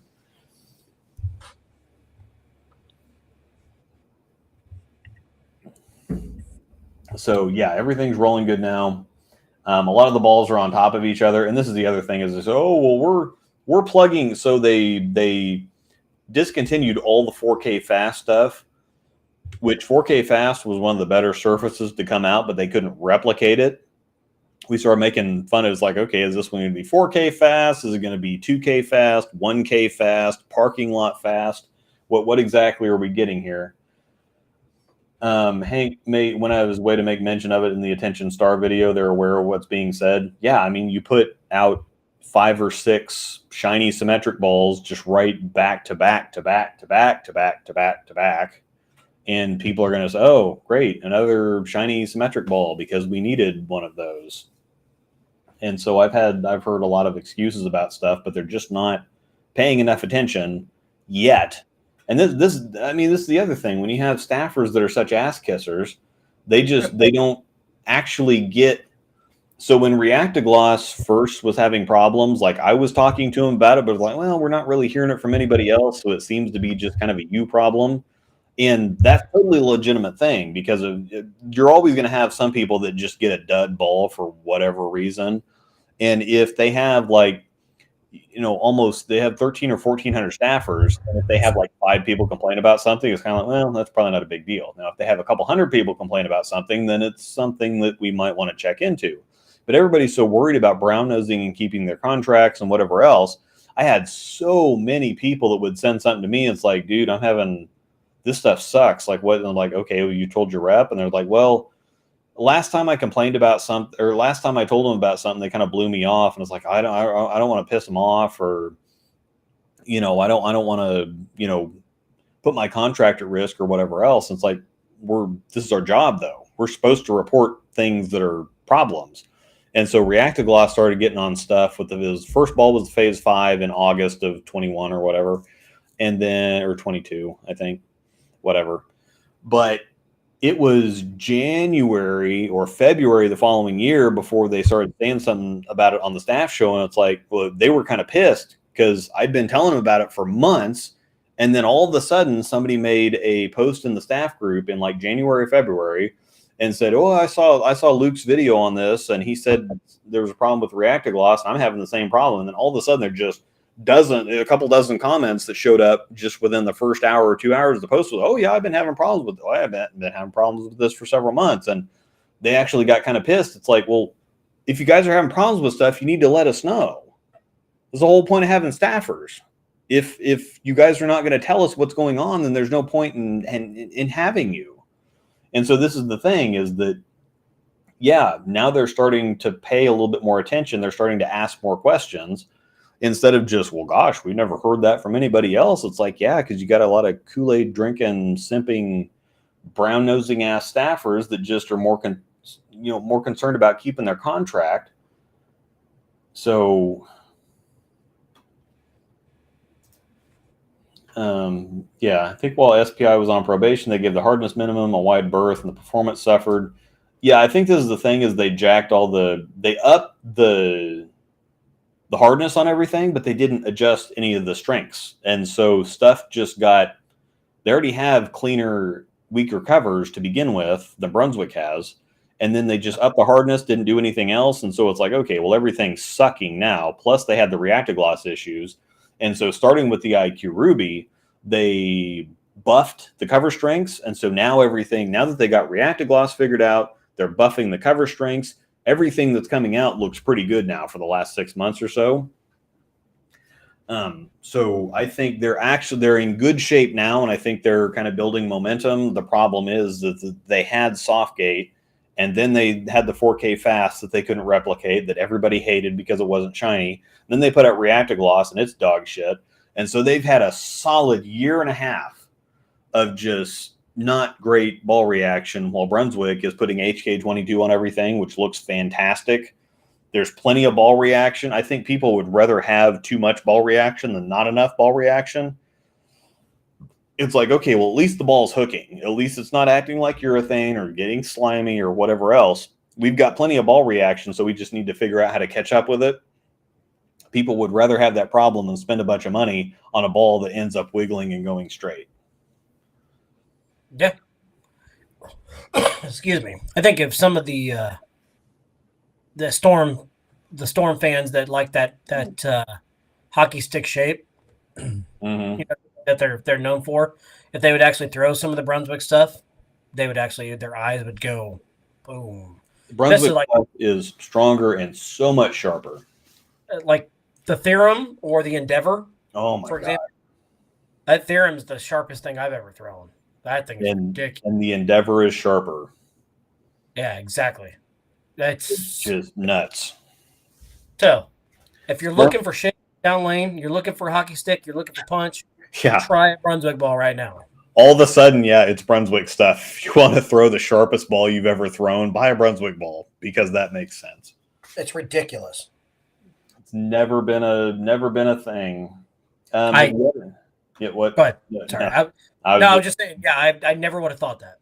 No, Brunswick is all of a sudden the flippy company. I don't understand it, but B7, all the stuff. I mean, but they have like the Pure Madness looked really good in the sweeper yesterday. I couldn't get my hand out of it because I've been bowling so much and my hand was swollen up. Yeah. But the Pure Madness is just nice, blendy, even walking up. And then you have something like a Theorem that turns sideways, or an Archetype Hybrid that digs and then turns sideways, or an Endeavor that turns sideways. Theorem. I don't get it. By the way, you're famous. You were the first bowler shown in Sarah Clausen's vlog from the weekend. Mm-hmm. Congratulations. Yeah, I'm just really thankful that she didn't show the other stuff. There were you crossed with her, didn't you? Yeah, I crossed with her and Chasten Pojas and Braden or Brandon Malashek, whatever. and then somebody else I didn't know. But yeah, there were. I wasn't going to bowl, and then Saturday night, Riley said, "Well, they've only got like 20 entries, so bring some stuff." And I'm like, "I bowled an awful lot here recently." And I went out in the garage and I put my hand in some stuff, and my thumb's just kind of like getting in there. I'm like, well, by tomorrow I'll be fine. I'll just take all the tape out of everything and whatever else.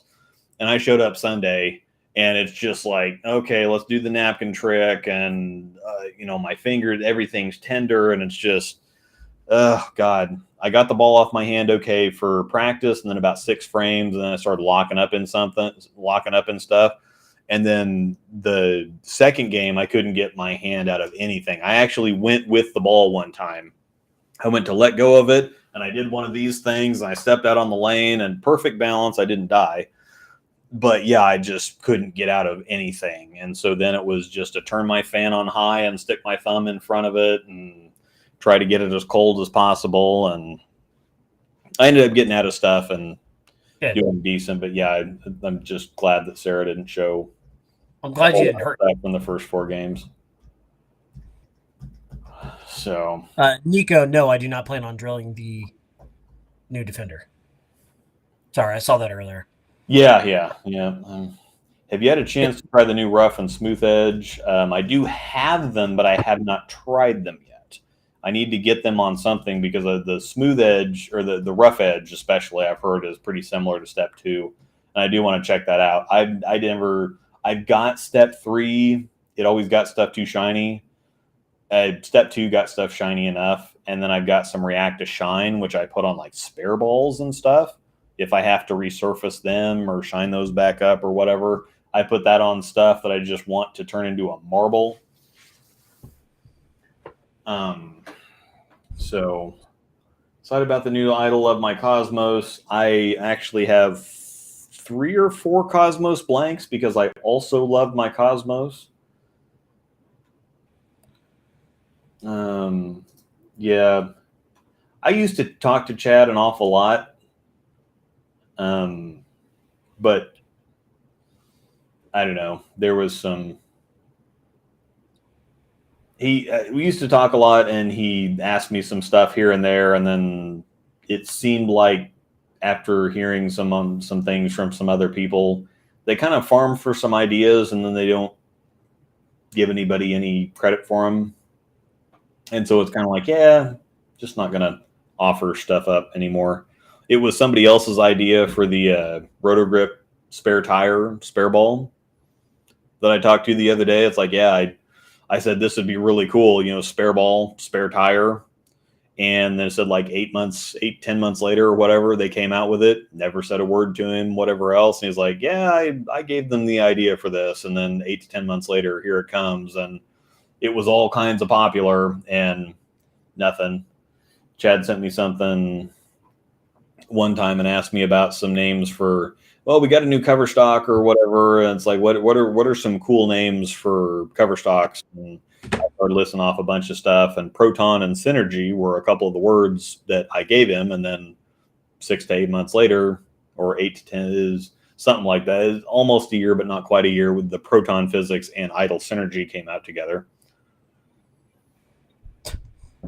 So I'm like, yeah, and it might not be related at all, but proton and synergy were a couple of the words that I included. And then we have a proton physics and a idle synergy, which is kind of cool. And I don't expect them to give me any kind of, but it would be cool, if they'd shout out, oh yeah, so-and-so staffer had a great idea for this. And so we used it instead of just the think tank. Rotogrip did have a spare tire back in the day, though, by the way. Yeah, the spare tire was freaking sweet. I had the original one. And yeah, I did. Storm never admitted that there was an issue with Reactogloss at all, because somebody asked me, it's like, well, did they ever say what happened? And I'm like, well, they never really admitted that there was an issue, because after Softgate, then we had 4K fast, and they couldn't keep that consistent. And then Reactogloss comes out, and it sucks, and everybody's complaining about it. And somehow they're not hearing about it, but they're all out of touch up there. And then it's just, on down the line, and then now the website issues is like, well, it's unscheduled web host. And it's like, okay, so that affects the hard code on the website. Okay. Unscheduled web host updates randomly change specific information in the hard code on a website. Do not think so. Whatever. I piss Doan off all the time. I'm sure I won't be retained after this contract's up. Well, Doan's a piece of work from what I hear. An extremely micromanaging, kind of anal kind of person. So once you go B, you never go back. I hope to find an extra like 3 or 4 miles an hour, because Trevor can't throw the ball hard enough to keep the B7 stuff online. So I am going to just reduce my rev rate is what I think I'm going to do. I'm just going to slow down, because Trevor threw the ball pretty fast, and he couldn't keep his Black Widow 3.0 on the correct side of the head pin Thursday night. So, and that scares me, and I just drilled one. And I still have yet to throw it down a lane. Well, and see, that's the other thing, is the theorem is crazy. The theorem rolls just like a virtual energy blackout, but the blackout is like 5 feet cleaner and an arrow weaker. It's just wild. Yeah. Only threw an SPI, brought a kinetic cobalt. I do have a cobalt that I have not drilled. I probably should drill it, because I really think that's going to be amazing, but I have plenty of other stuff to drill, so I don't need to really go out of my way to put holes in anything. I think I am going to drill a fresh Summit, even though I don't really need to, but the old one is I've changed a few things with my fit, and the old one I'm kind of working with it, and so I thought, well, instead of messing with the old one, I've got more, so I'll just drill a fresh one. And I do have a Venom Shock and a Covert Revolt sitting here staring at me. And this is interesting. The numbers in most of their 16 pounds suck, or the numbers in 14 pounds for most of the Storm stuff sucks. So, yeah, I did know that. Storm stuff. Good stuff. Rough edge is really similar. Smooth edge on a Sublime today looks similar to Ebonite's old Powerhouse factory polish. The new website is cheeks. Yeah, the new website still just doesn't work right. The new website is still just like, it looks cool, but it does not function correctly. And there's no, if you look on the website, there's no scent listed for the DNA coil, but it's like orange something. Yeah, the Black Widow 3.0 hook so early it barely does anything. It is kind of an early and slow ball anyway. It doesn't really get a whole lot faster once you put some shine on it, but it puts it in a very odd, interesting place. It acts kind of slow and blah, but it's surprisingly strong for how much it doesn't look like it's doing. It's a very quietly strong ball. Not flarish, is it? No, it's got a really strong core. Okay, so it flares and it revs up a bunch, but it very quietly gets a lot of work done. It just doesn't look like it doesn't go down and like really punch. It just kind of has a nice walking arc in there. It just seems to hook a few feet earlier than you expect it to, and hook a little more than you expect it to. And it's kind of like, well, this looks like I don't want to give it too much room, because it's a kind of a smooth and slow ball, and then it just hooks too much. I'm the weird one that's going to make it look good out of the box. Mm-hmm. Look really good out of the box, and then when the lane shines, I'm going to have to keep surface on it. I'm going to be one of those guys. Because I'm thinking that ball is going to look pretty good for me on the fresh at Sunshine here in a couple weeks. Because I mean, I'm going to have to play That would definitely be a Sunshine ball. I'm gonna now that I've got the infinity gauntlet of urethane balls, I actually think that the 78U is going to be an amazing Sunshine ball, because you just point it right off the corner, walk it in. If that ball is terrible, if you open up your angles at all, but if you can point it right off the corner and walk it in, it's a cheat code. It is a one-trick pony. It's very good at that trick, but it is an absolute one-trick pony. Okay, all right. Curious to see how that goes for you. You have to let me know. I won't be with you this year. If it's not that, it'll be the Tour Dynamics. I already know though too that if it comes to the Black Widow 2.0 hybrid, I can always point that off the gutter. We Yeah. did so but Hmm. that's always a fail safe option. That'll make the bag. Yep. Got What? about 8 minutes. Yeah, we got a few minutes left. So if anybody wants to get what goals did you have for the year, and have you gotten them? Me? Hmm. Uh, Or did I, you say that you didn't really? Yeah, you said you didn't really have any goals. I had a little bit. Mine was more so of it was more of a mental thing, and I still haven't bowled all that well this year. Um, so I'm not really there yet where I need to be physically. I need to take the time to practice. I really do. I need to go find time to actually work on some stuff, and and just actually focus on what I need to get better at. That's part of my problem, but at the same time, for me physically, I can make excuses. It is hard for me to find the damn time with Well, yeah, reeling 3 days especially a week. now that Ray Ray's got all kinds of stuff going on. Yes, and I bowl twice a week already. It is what it is. So, but I need to find the time. I think I'm especially on Thursday nights. Maybe I'll go up before Thursdays and start practicing, or maybe stay a little late afterwards and start this summer and work Hmm. on stuff. But no, physically, my mental game, I wanted to be better approach wise in my mental game. I think I've gotten there a little bit. I haven't got as frustrated. I've done better one shot at a time. Uh, Hmm. Instead of looking at, I've always been really bad about looking ahead in a Yeah. game, or focusing on what my opponent's doing. I don't even look at what my opponent does anymore. So it's getting there. We're definitely not where we need to be, though. No, I'm not gonna lie. Yeah, but I mean, if you bowl 2 leagues a week and you have so much other stuff going on, that's kind of where I've got to for especially, and I kind of went off the rails, and it tends to happen every January because what happens is the daughter comes to town, her family comes to town for a couple weeks in January. You have some time off during the holidays and whatever else, and then January was extra crazy this year because I thought it's like, okay, I'm dropping my contract, I'm not going to have a whole lot to do now, and that's going to be great because the daughter's going to be here for 2 weeks, and then the Brunswick thing happened, and then the seed program thing happened, which is even more. And so I had all kinds of things happen.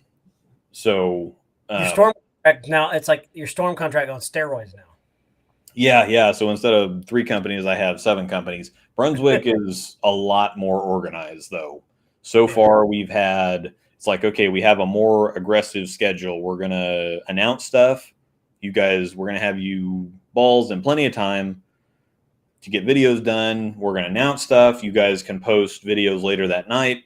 We release stuff 2 weeks later, and then we give that stuff 2 weeks to breathe before we announce something else. And so it's very, very scheduled on top of it. Bing, bang, boom, all the pieces are in a row, and Storm's just kind of all over the place. And it's like, well, this cat's been out of the bag for this for a while. And then, oh crap, we're going to cancel this. And we announced this ball like 3 weeks ago. And then, oh, well, we're going to announce this ball, but we're going to have it released on the same date as this other ball. And then, a release date for this stuff is in a week, but we're going to go ahead and announce other stuff now. And it's just, Brunswick's ducks are so much more in a row than Storms were. And so that makes it really easy from a scheduling point of view to know I have this stuff and I have this, and it's this day and this time, and bang, bang, bang. But it's a whole lot more stuff to do. And then having the kids here for a couple weeks, and then Angel's car had to stay in Kansas City for a week because the battery died. And the frickin' before the kids got here, one of the dogs, I had spent a whole day with the dog in an emergency vet, and because he was in his feelings, and it was just a really bad month. And then trying to adjust to the Brunswick stuff, hooking off the planet, and then making a few fit changes and whatever else, it just got way too busy. And so stuff needs to slow down a little bit now so I can kind of catch back up. My goals were, last year was rough. I get handicapped this year, but any 10-pin average rule tournaments, I screwed that now. But that was kind of one of my goals, is I wanted to be over 80% on my 7 pins. Doesn't sound like a whole lot, but when you're bowling with the wrong hand, I'll take it. I'm at 81% for the season. And it's been kind of bad the last month and a half. I was at like 85 to 90%. And then get my average back over 220 this year. Currently, I'm a little over 224. I was at 228.5 in December. And then January and the first couple weeks of February happened. But so far, and I think I'm kind of rebounding and back on the way up. So, if only I could figure out game 3 in that building, I'd be okay. Game 3 has been really frustrating the hell out of me. mm-hmm. Also, I do want to say kudos to Brunswick on something. They've always been really laxed and well behind when it comes to the social media game and videos and everything. Mm-hmm. They are definitely putting their foot forward and saying, we want to step up our game in this area, and they're doing it. So, what with you. So, for example, hello, my little one. Come here. Sorry. Daughter just showed up here from June. Wants to come be YouTube famous. Yep, you got some work in with him. You got them fancy new glasses on. Uh-huh. Can you hear him? Yeah. Whatever. I guess, yeah. I guess YouTube folks haven't seen the little one with her spectacles now. Yeah, she's blind like Dad. Yep. So it is what it is. Yeah, but now she can do she's already got all the stuff worked out. She can do all kinds of cool stuff with them. She can poke them up, or like she just did, she can kind of tilt them down and look like that. Leave the sack. Yeah. Sack. You're grounded. You know that? You're grounded. We're going to we're going to be getting on a boat, a big old boat here in a few days. So she's pretty excited. Mm-hmm. Be MIA for a little bit. We will not miss a show though. We'll be back when we get that Monday. I get back. We'll be live. I'll be at your house. So yeah, which will be 14. So we'll be in March 4th. March 4th. Okay. Yeah. How was Jimmy? Good. Did you flip and stuff? My hands hit the edge of the table. You okay? Well, not like the very. I'll talk to you when I get done. Okay. We're about wrapping up. We're not far from being done here. So. I know. Mom told me to run and leave everything in the car. Run and leave everything in the car. There you have it. Yep. See our new set. Mm-hmm. Chris Barnes. See our sign. There's no storm sign. Light up sign. Yeah. Because I'm sure you didn't watch this last week. You should always watch Dad and Luke. Yeah. Because we're so entertaining. Support the program. And folks, if you're still watching us, please hit that like button. We're at 2 likes. Come on now. Nope, we're boring, but we're better than them. Come on. No comment. Don't. Hit that like button. Button. All right. I love you. Go. I have to wait here. Mickey D's. All right. Go get your Mickey D's. Excuse me. But almost done with my beer. We can finish my beer here and we'll get out of here. Yeah, yep. I'm about perfect timing with mine. I got a couple swallows left. So I got 2 more days of work. I'm going to bowl Tuesday night. I will miss 2 Thursdays in a row. And then I come back and I bowl Tuesday, Thursday, and then go to Springfield. So that's going to be an absolute catastrophe. Yeah, I think it's still another few weeks before we bowl you guys. So I know we got Keeler this week, and then I don't know who we have next week. But we've got a while, I would think. We shouldn't bowl you until almost the end of the league. Yeah, so it'd probably be the end of March or early April. Gosh, so we see you guys, and we got Murderers Row. We got you guys and Russ and Trevor all the last month and a half. So, gosh, are we really there already? Yeah. I mean, it's halfway. And that's the funny thing is we're over halfway through February now, and that league goes longer than everything else. Yeah. So we will be, we'll be into March before you know it, and then with all the tournaments and stuff. We'll be through March very quickly, and then all of a sudden April's here, and then there's 4 weeks of league left. And then as soon as the league's over, the very next week, the summer league starts. And then that's the one thing the Angel and I Thursday nights are just taken, just period. Yeah, because as soon as Medlin ends, the very next week the summer league starts, and then there's only a 1 week break between the summer league and Medlin again, but that's just for the draft. So, and you're going to be drafting this year.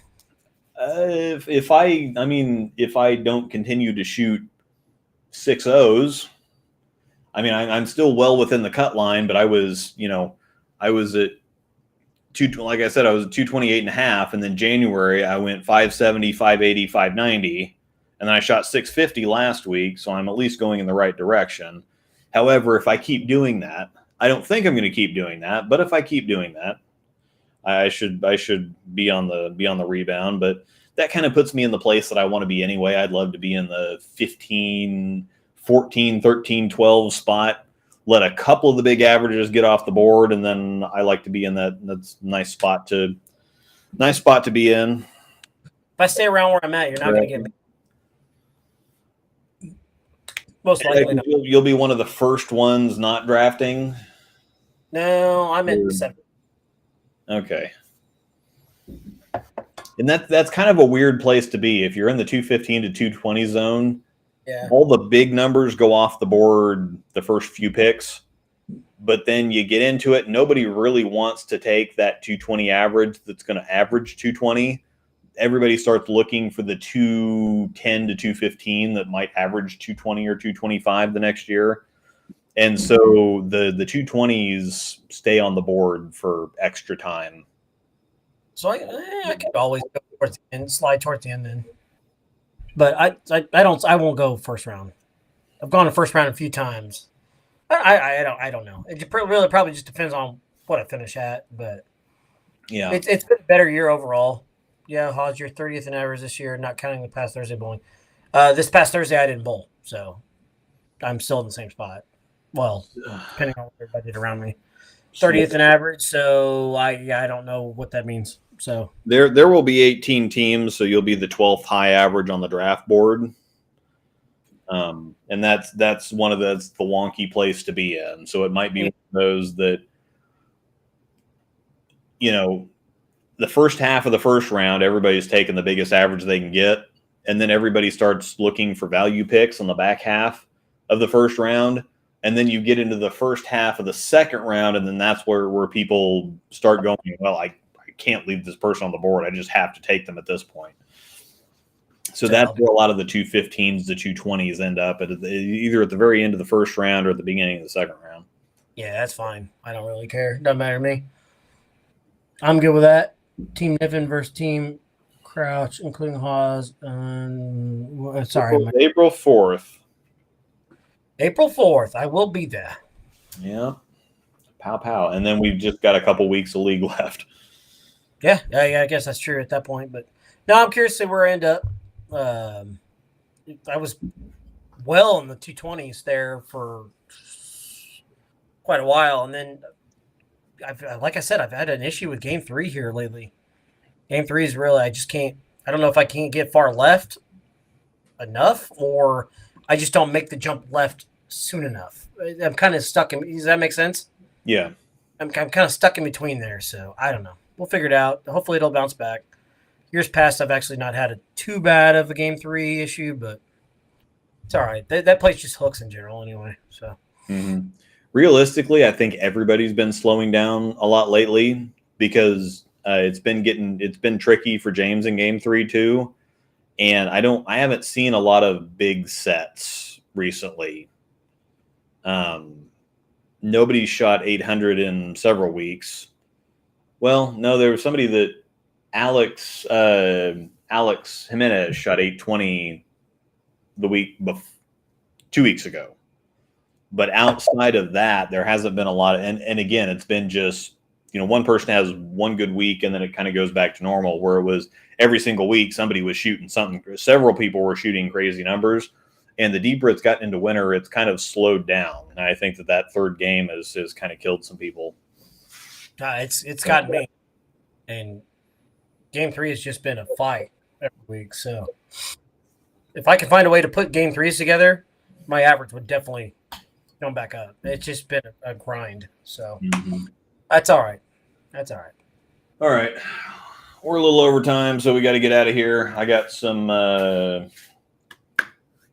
Chow, I will answer this last question before we get out of here.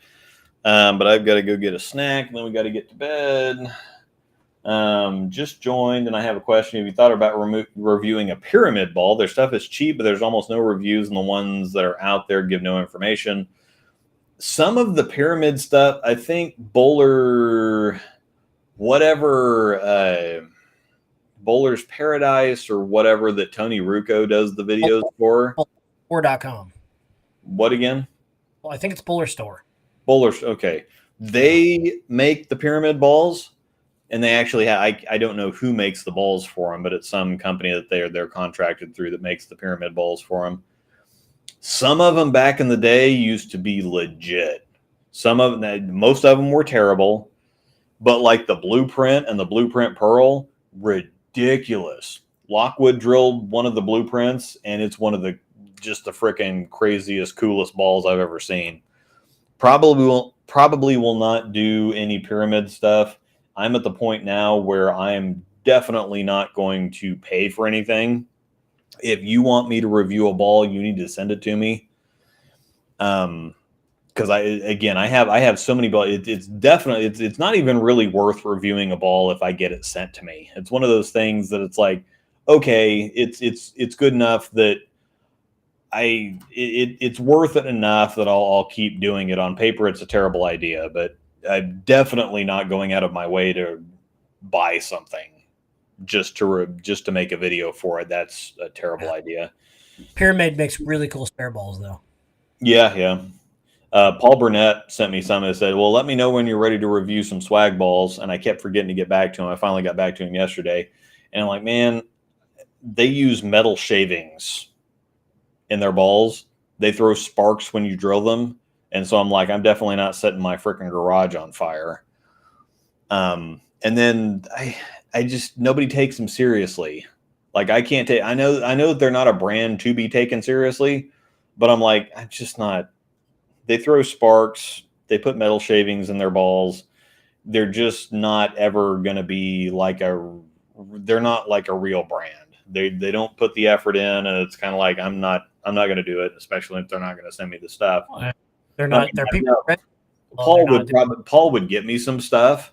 I know, but I can't do it yet. Some stuff's going to have to change. So probably will not be doing pyramid stuff. And there's a reason that nobody has any reviews. And it's one of those, you kind of get what you pay for type of deals. But,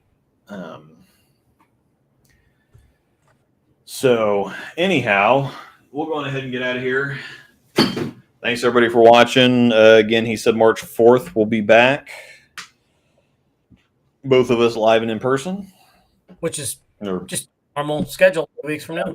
Yep, 2 weeks away. We got some more PBA tournaments that are going to be between now and then. They already started qualifying or got through the PTQ for the next one coming up. So there's a lot of PBA tournaments this year, which is really cool. So they're going to be bowling stuff, and then they got the league matches, and so the guys are bowling a lot this year. So very cool to see. I'll probably have a sunburn a little bit. Yeah. Next time we see you, you'll be on the. You got a boat. Yeah, eating all kinds of stuff, drinking all kinds of stuff. So probably better. Yep. So thanks everybody for hanging out. I'm going to go get a snack and go to bed. And Jonathan's got to go do some stuff. Gets finished up, getting ready to head on the trip. So going on vacation, guys. About time. Yeah. So see you guys later. Appreciate you guys. Yep. Bye. Bye.